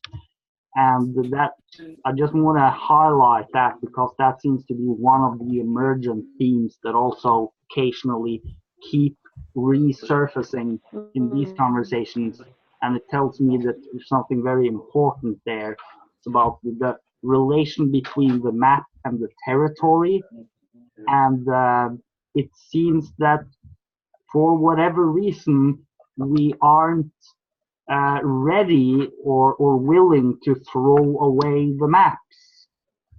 And we need maps. Glenn, I need to interrupt you. Okay, I thought you were sort of... I have to go. I have an appointment just now. Okay, so, please interrupt. Sorry, I was rude, but so I just had to. No problem. Do you have any? You want to say bye or? Guys. Okay. It was an interesting, good conversation, and was like meandering, and yeah. So maybe we could do that next week. I'm not sure if I can do that, but I would love to facilitate that. Well, great seeing you anyway. And Okay. yeah. Bye. Have a great day. Have a great weekend.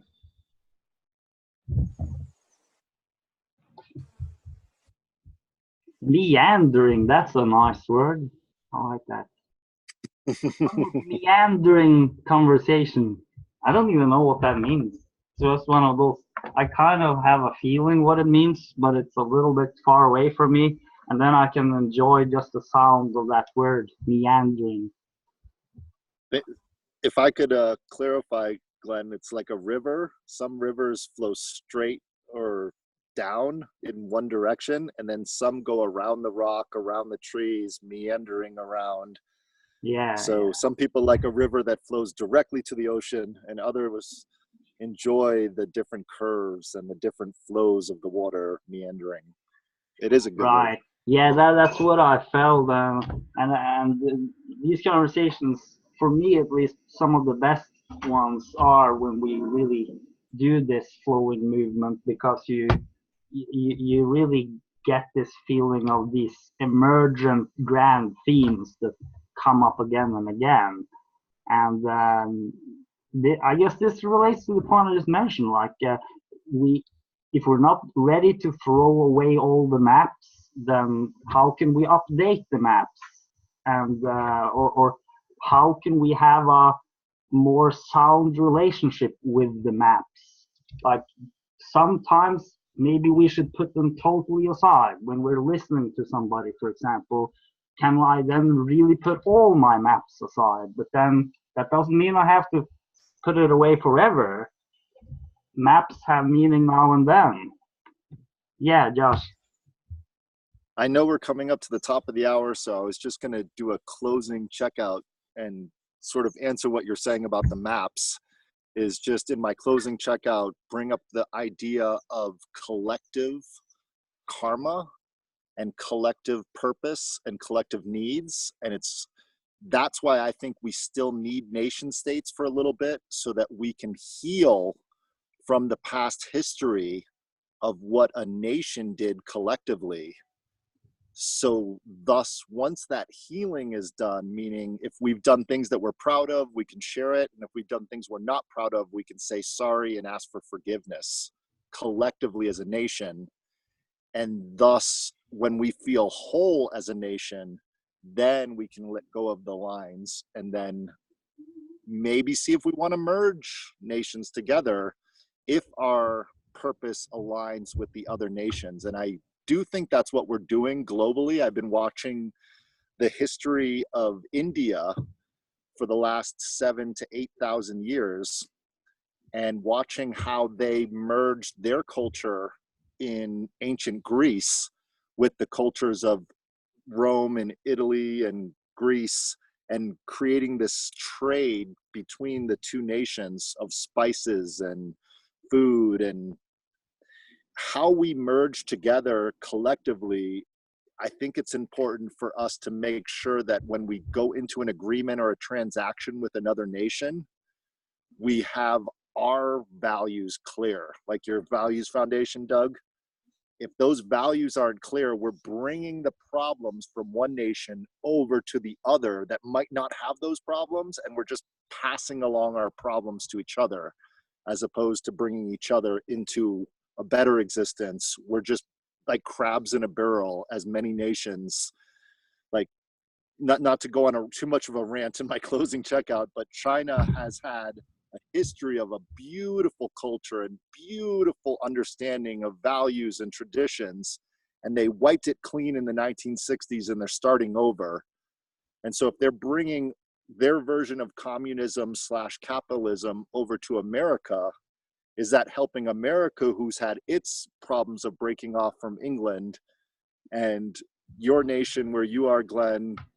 I just feel that we're not ready yet to merge the world together until we heal our homelands.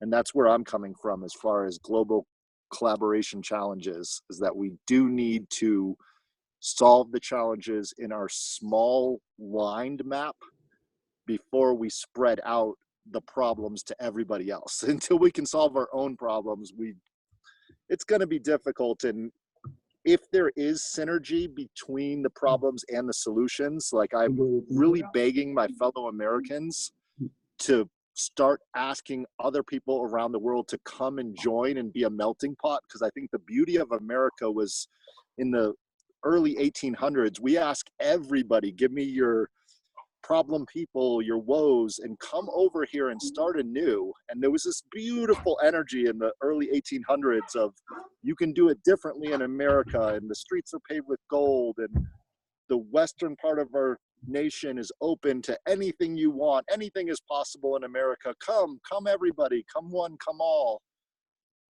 And we started just recently, no, get out. We don't want you. Go away.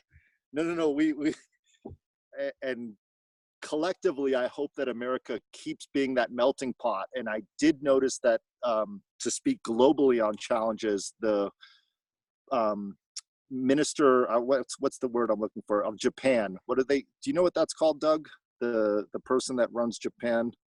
I think it's a prime minister. No, there's a prime minister, but there's also a king, isn't it? Or something like that. Well, they got rid of the king. Yeah, they're not following the king anymore. That just recently. But he asked, they only have 1.3% of people that are not Japanese living in Japan. And over the last 10 years, he started to change that. So now there's, I think, 6 to 7% people from outside of Japan coming in.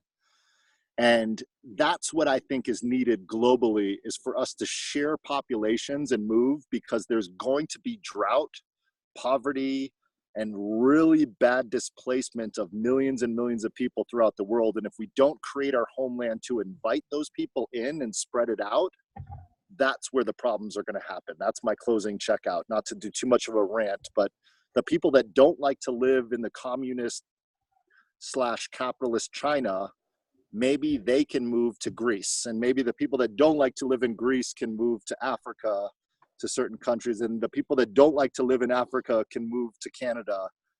That's what I'm hoping, that the world allows everyone to get in where they fit in karmically, and then unite globally once everyone feels secure and safe in their homeland. That's my kumbaya, hopefully. One day. You covered a lot of ground. That's the way it should be. Thank you. Yeah, I think we can do a little wrap up around.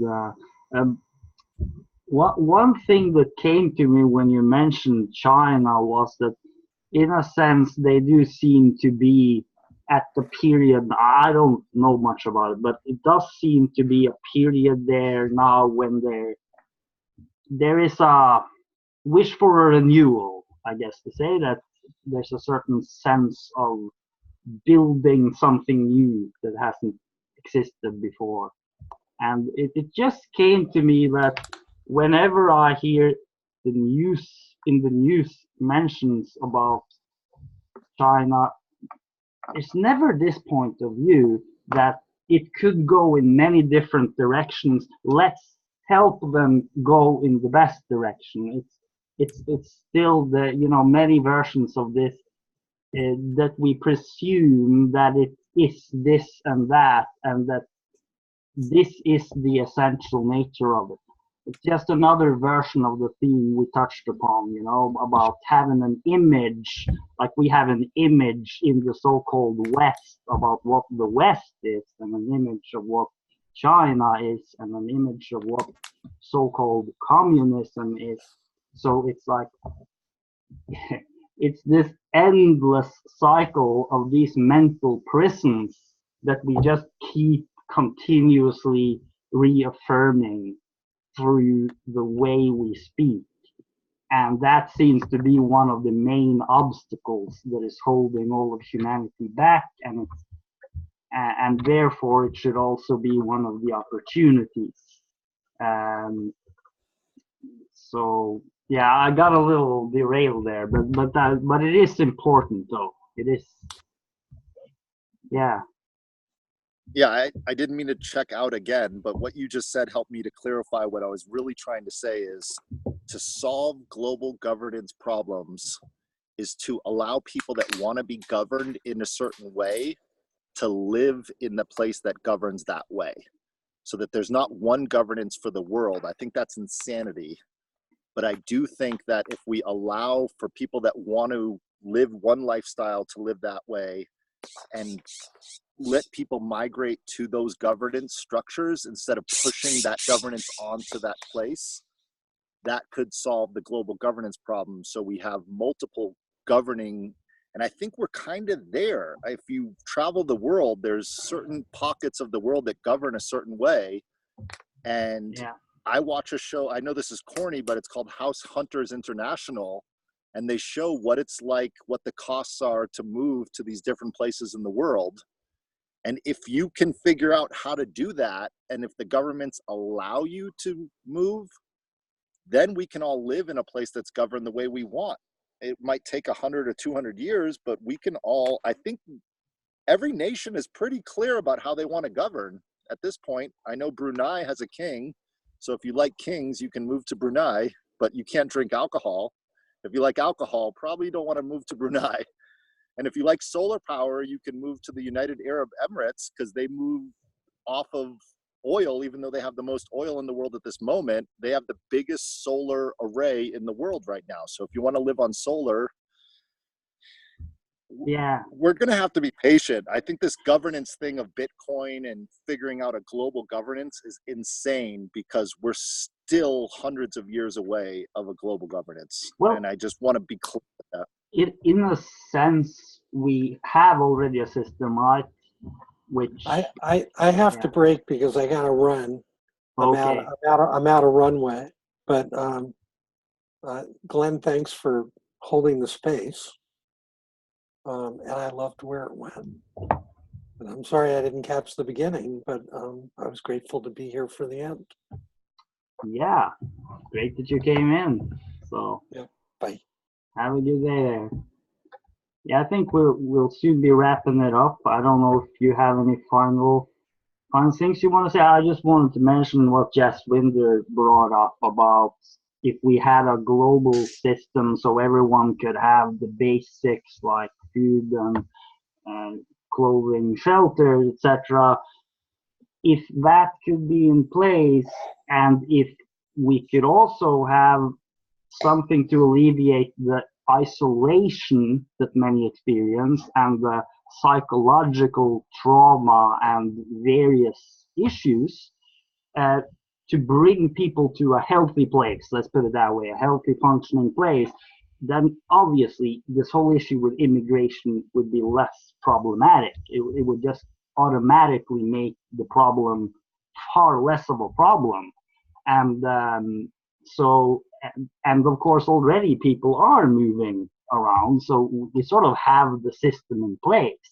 And the nation states, it's really just for a geographical area. It's a sound concept, nothing wrong with it in itself.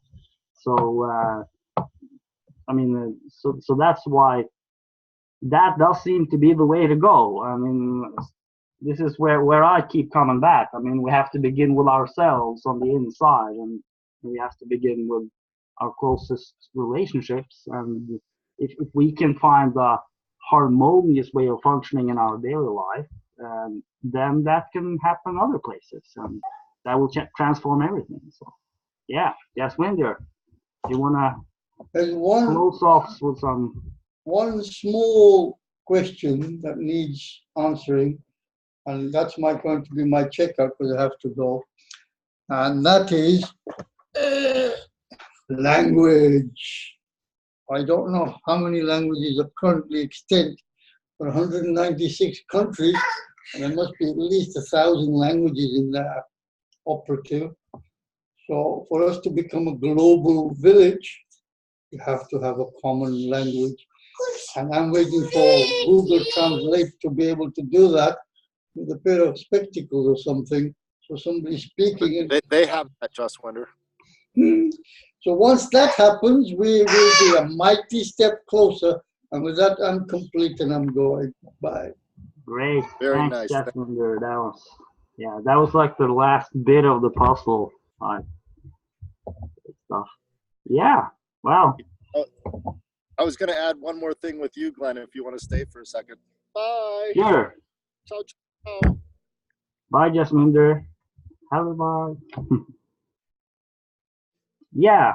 I was going to say, I think a big piece of the puzzle is transparency. So when you're moving to a place, you might think you're getting one thing. Like in America, people thought the streets were paved with gold when they came from Ireland and overseas. And then they got here and it was a very different, very racist, very, still slavery and, and indentured servitude. And so I think transparency is the key for a new global governance, is to be honest with people what they will receive. And if governments can start having a better transparency that will shine the light on the corruption. I truly believe, I just wanted to share with you that we're getting to a point with technology that we can record every conversation and every moment. So it's almost impossible to hide. Like corruption in America is getting harder and harder. It's harder to do. Did you see the news of what happened in a seizure of $1.3 billion of cocaine? No. That was seized in Philadelphia. There was a boat that came, a Swiss boat, landed in Peru and was seized. And the owner of the box that held the cocaine was J.P. Morgan Chase. Oh, really? I didn't hear about that actually. But the thing you mentioned this last time too, when you talked about how you, in the Occupy movement, you had this with profiling specific individuals, getting out facts about what they done, etc., which is a part of this transparency.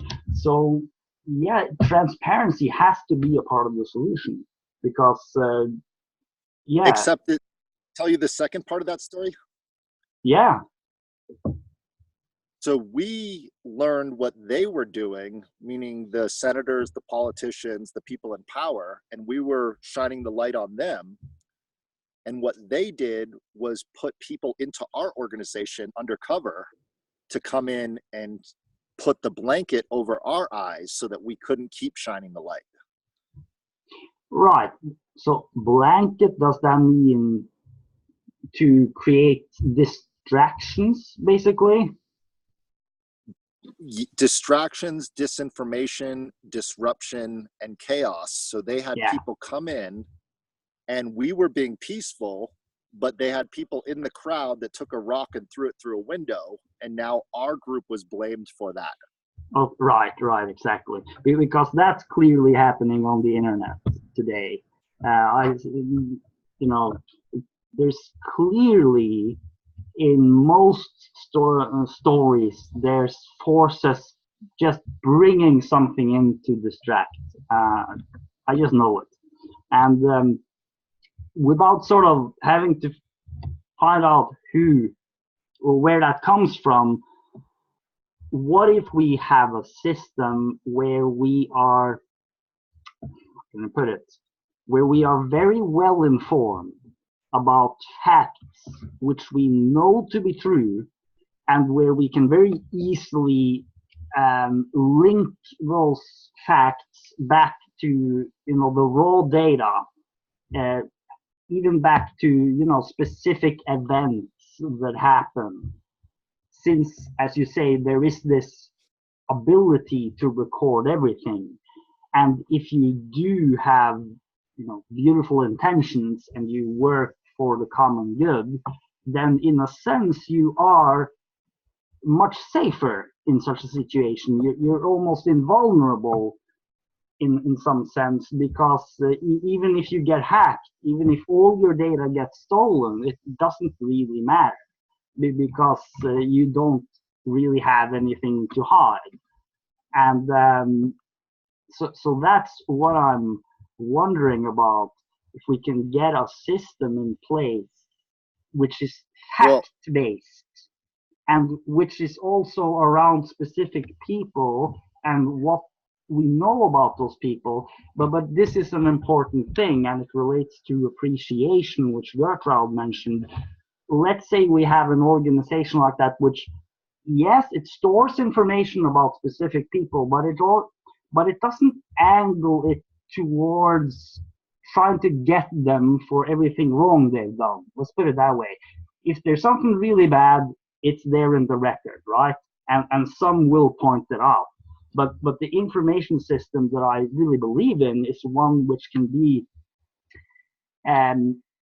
have as its main emphasis the values of people in the sense of what they really want and what they're really interested in and really love, because those are the places where we can build the connections and where we also can build the agreements that Sam's been talking about, and the laws, etc. So even if, let's say, some people have been thrown into an organization to sow discord, if that organization was strong enough, they would probably be transformed themselves, and the whole thing would be transformed, and it would be an organization which was almost invulnerable to these kind of sort of distractions. So distraction is clearly a big part of the issue here as well. And that also comes back to the psychological issue of learning how to not get so easily distracted and cultivating this art of really seeing reality clearly and speaking truthfully and accurately and speaking about what matters, and having this ability to prioritize what matters. And then again, if that ability also can be cultivated on a personal level and even made into a science, this also should really make these transparent systems incredibly much more potent. And yeah, and then, you know, at some point everything can be transparent. So Yeah, let me. Do you mind if I contradict myself? Yeah, go for it. I think everything moves in waves of transparency, privacy, transparency. It's the intention of why you're hiding something is Yeah. the tricky, slippery part. Why is your government not telling you everything? Because they're not connected to every other government, so they need to hide certain things from other people, but they can't tell all the people in the nation because it's not a closed border. So transparent.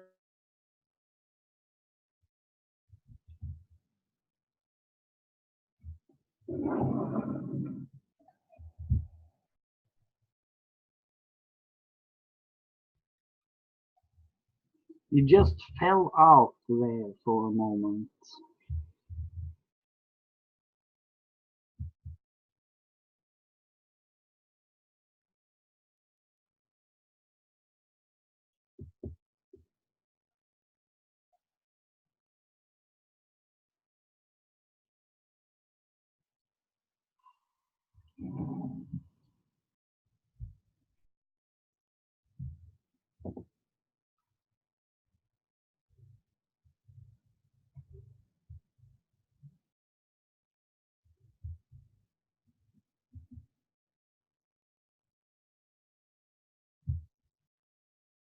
So I'm just waiting to see if Josh returns.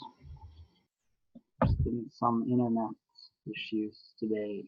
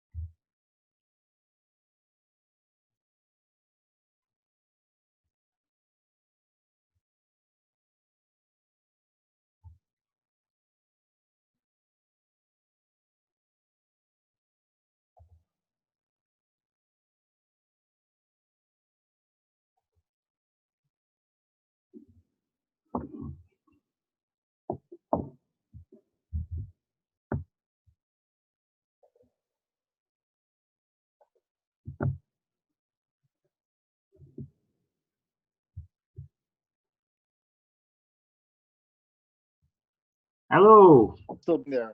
Yeah, you just fell out for a little moment. Yeah. Please, Yeah, please my finish your sentence. iPad was heating up in the sun, and it got so hot that the temperature, I didn't notice it was in the sun because I was in the shade. Whoa. Okay. Yeah. So Yeah. You fell out just as you talked about how transparency and privacy go in waves.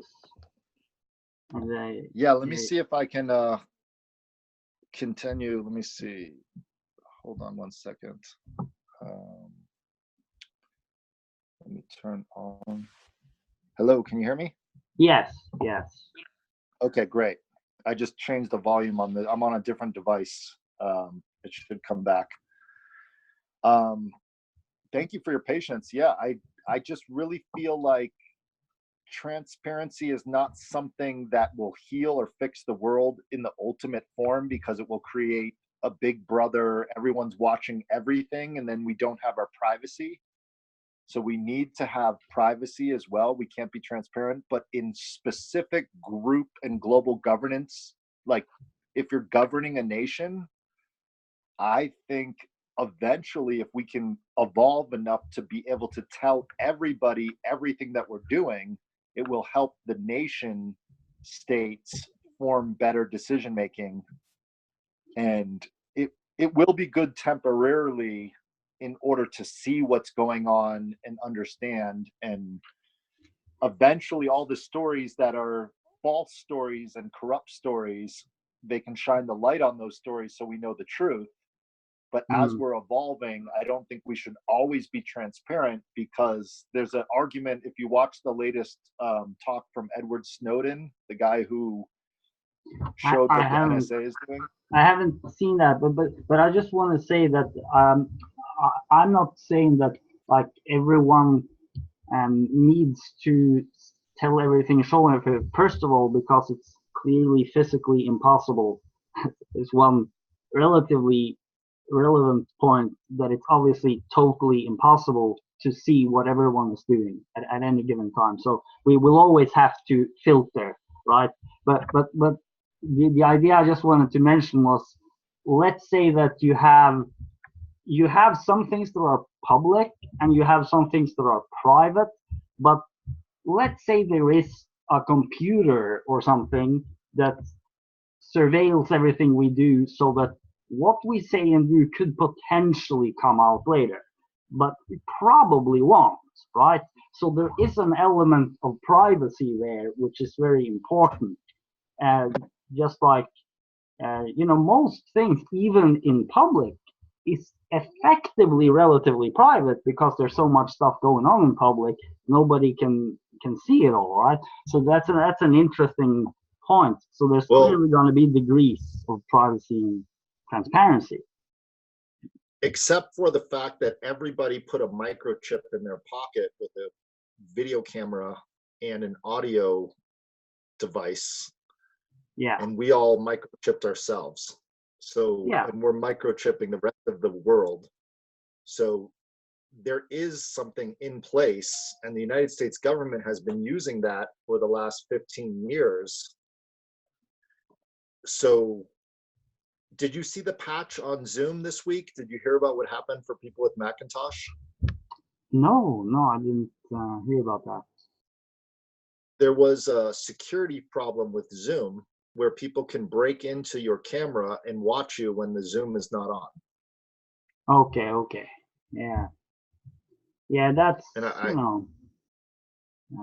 And then also, are you aware of how many millions of cameras are being installed just today throughout the world? Probably a lot. I mean, that's more and more cameras. So and audio. And audio, so there's a thing that it's the Internet of Things, the IoT. Yes. And they're planning on billion. They're planning at this moment in time to build 14 billion with a B, not million, but 14 billion measurement detecting devices that all connect to the internet. Right. Yeah. Because that was the thing I was feeling into, is that feels to me like a sort of safety mechanism for humanity in a sense, because we will never be able to see what everyone does, and nobody will be able to see what everyone does. But just the fact that nothing is lost and that it could be traced back later, it seems to bring this long-term situation where there's very strong incentives to just be a good person. And there is already some inherent transparency to the whole system that we're creating. And but there's also information overload. And that's why I mentioned this with distractions. And that really seems to be an incredibly important issue, how we can deal with this enormous amount of information without just, losing ourselves in some weird direction. It's one of the new problems or challenges we just have to figure out how to meet. Things. Can I ask you, this is something that's on my mind. If you mind, I share, when you say nobody can see all of this, that's probably true for everything. But at this moment in time, I can show you, if we want to look at how many people are searching for global governance in the world, we have a tool. If you don't mind, I can share it with you real quick.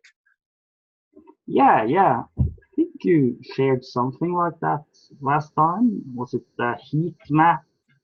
Or that was completely different. I'm just sharing with you a tool that's free and available. I don't know if it's available in your country. It's definitely available in my country. There's a little button here for which country you're from. If you want to look at it, these are all the countries it lets you share. But if you type in a topic, so let's do global governance. Let me see if it's going to let me. Come on, it doesn't want to work. If you go to trends.google.com, can you share your computer right now, Glenn? Maybe it'll work for you. yeah. Because I'm on the iPad that just had the heat problem, so I think the. Okay, just a moment. Okay. If it's easy and if you have the bandwidth, trends.google.com. Yeah, and if you can share the screen, that would be awesome. Yeah. And this is just one tool, but it's a very powerful tool. It's available to a lot of people. If you type in the word global governance and then type in conversation, or just global governance conversation, yeah, three keywords. And maybe put an S at it, plural. Global governance conversations. How many people are having these or looking up to try to find who is having global governance conversations? And I don't read your language. What is it? Says not enough data to show here. It's probably a little, maybe too long. Here, yeah, a simple one. Just type in the word transparency. How many people want to know about transparency? This is a very broad, but you can get more clear and narrow down the topics. Yeah. Yeah, okay. And then change. So then change the time frame. This is going to 2018. If you click on the place to change the time. Okay, yeah, here we go. Yeah, the last 5 years, maybe. There you go. So this shows you they're sharing. This is the thing I want to communicate to other people is that, oh no, Google, big company, they're controlling me. No, they're actually sharing with you all the data. This is a transparent way that everyone in the world can see what everyone is interested in. And they'll not only share it with you, but you can sign up for an account where they'll give you alerts if it's starting to trend or be popular in certain areas of the world about specific conversations that people are having. Yeah. This is great stuff. There's definitely lots of So information here. This. yeah, and just to share with you, for the last 10 to 15 years that this has been out, I believe it's been 12 years now, the people that are leveraging this power of this data are controlling networks and controlling groups online because they know exactly who is searching for what, where. And this is how Donald Trump became the president of the United States, is his marketing department found the 4 states in America that were on the fence. They were going to vote for Hillary Clinton, maybe Trump, they didn't know. And so they targeted the people that wanted they knew exactly what they were thinking because they could see what they were searching, because this is public data. So they knew who was searching for what, and then they told Donald Trump to say that specific thing in that area.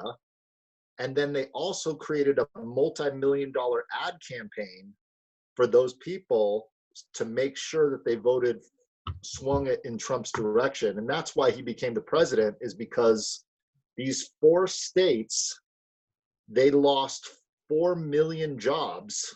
So they had Donald Trump say, if you hire me, I'll make America great again and I'll get your job back. Yeah. And that guaranteed he would get that vote. It was a very simple manipulation. And it seems complicated to people, and they say, oh, Russia did. No. Any human being that wants right now, that has access to a computer, can look at the collective consciousness of all people in the world that are using the Google search algorithm, which is billions of people every day. And you can know exactly what people are thinking and doing. It's not hidden at the moment. This is all going to be hidden one day. We'll never be able to see this. But at the moment, this is why we're talking transparency. Anything you want to know about in any country of any topic or any subject, you can see the trend of who is searching for that and where they're going. And these analytics go even deeper. If you pay companies money, they'll show you who actually walked into different physical locations. So when you leave your house, Glenn, you have your iPad or cell phone. Yeah, iPad. So there's companies that will sell the data from you of where you went at what time of the day and what you did, and then you cross-reference that with when you looked up Google to find a certain item. This information at this moment in time is public, and I don't think it's going to be public in the future. So that's why I'm hoping we can use this information for the good. And the people that are using it for evil are doing a great job. So if there's enough people using it for good, we can collect around these common purposes with data of what people are searching for. Does that? I say it to most people. Oh, this is wonderful stuff. Yeah, it makes perfect sense, and this is based on simply what they search for, right? This is the trends. So when you see on YouTube, you know the little button that says trending? Yeah. There's 2 major search engines in the world. The first one is Google. The second one is YouTube. Those are the 2 main search engines. And if you want to see both of those, if you type in think with Google. Think with Google.com. Yeah. So they'll take this level of data to a next level. Yeah, thinkwithgoogle.com. Yeah, there you see.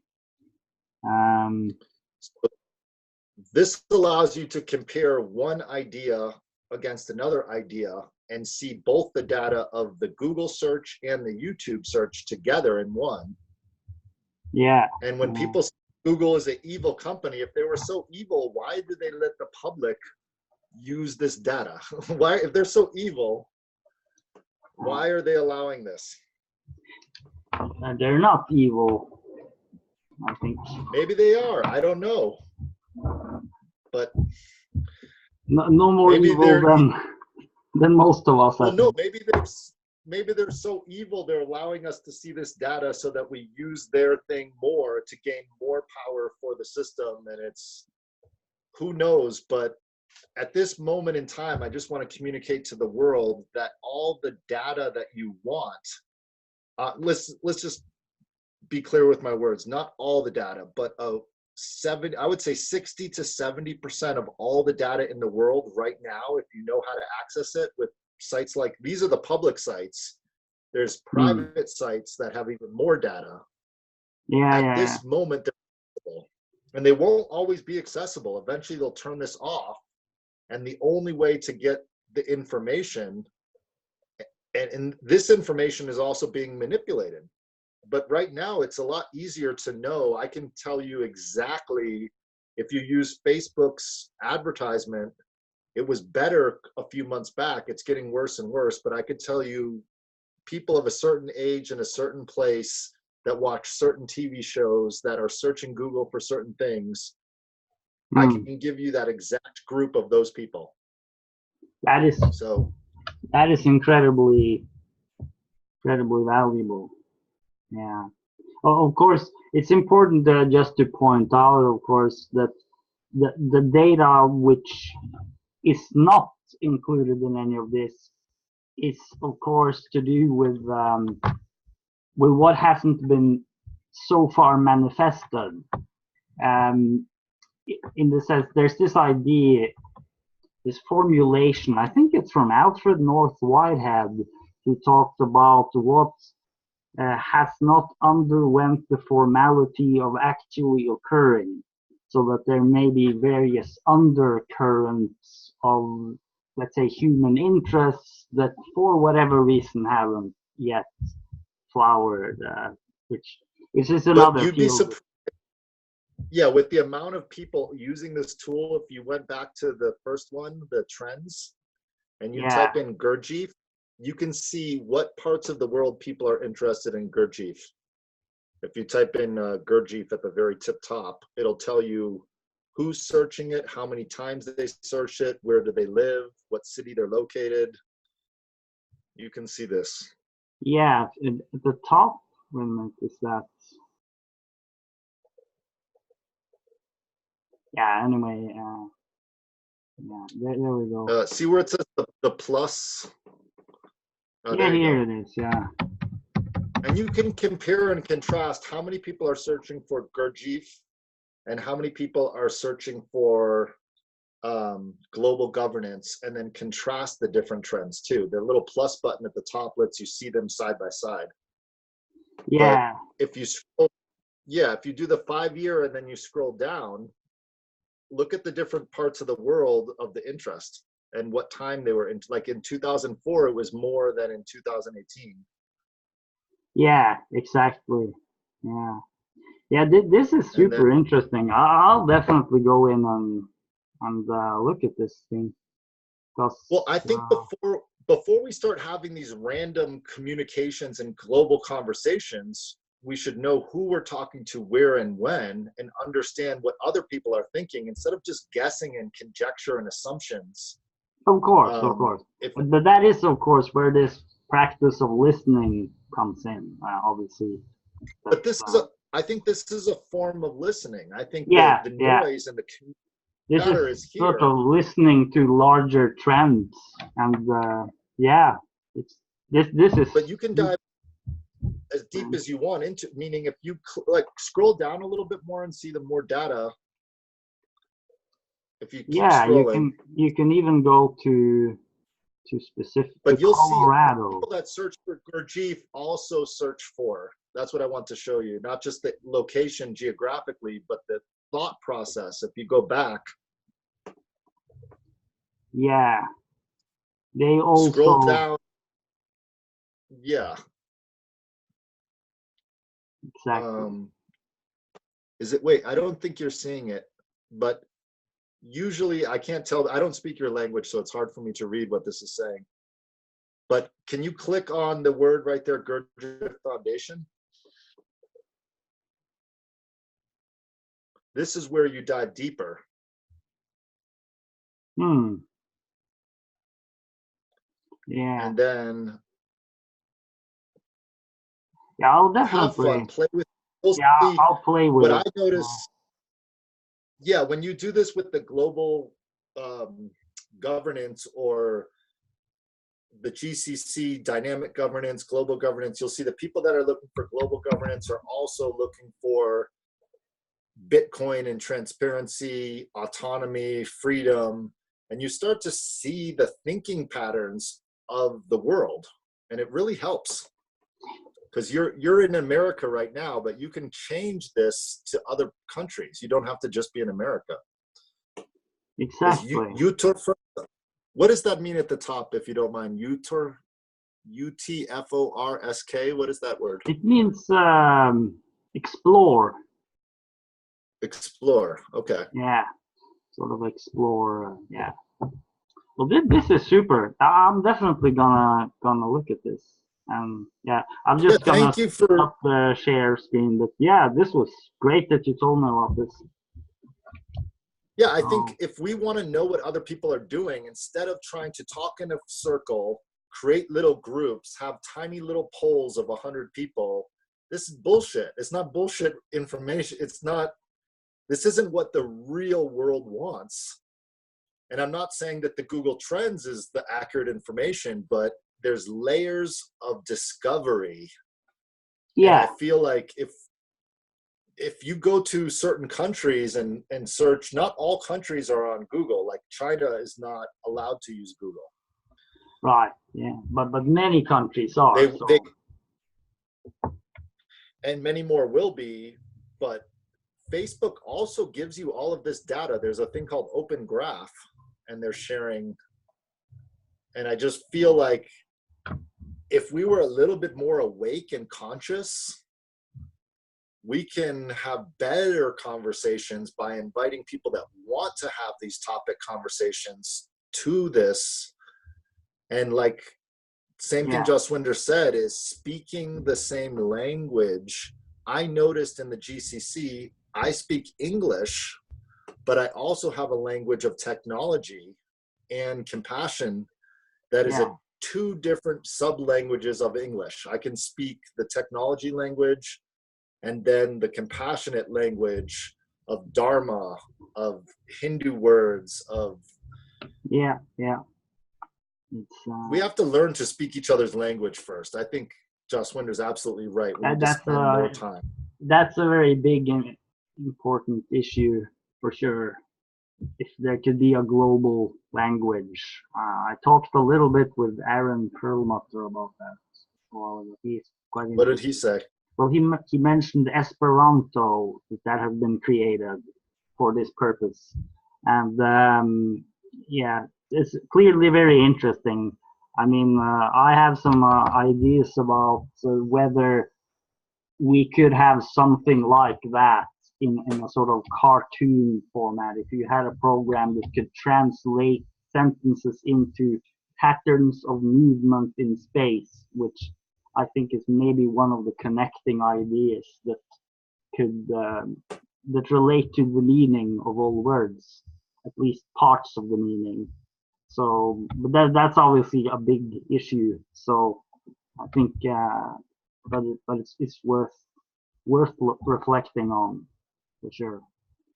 Well, how we could have a global language. Well, our global language has been established already. It's English at this moment. That's the language you and I are speaking in.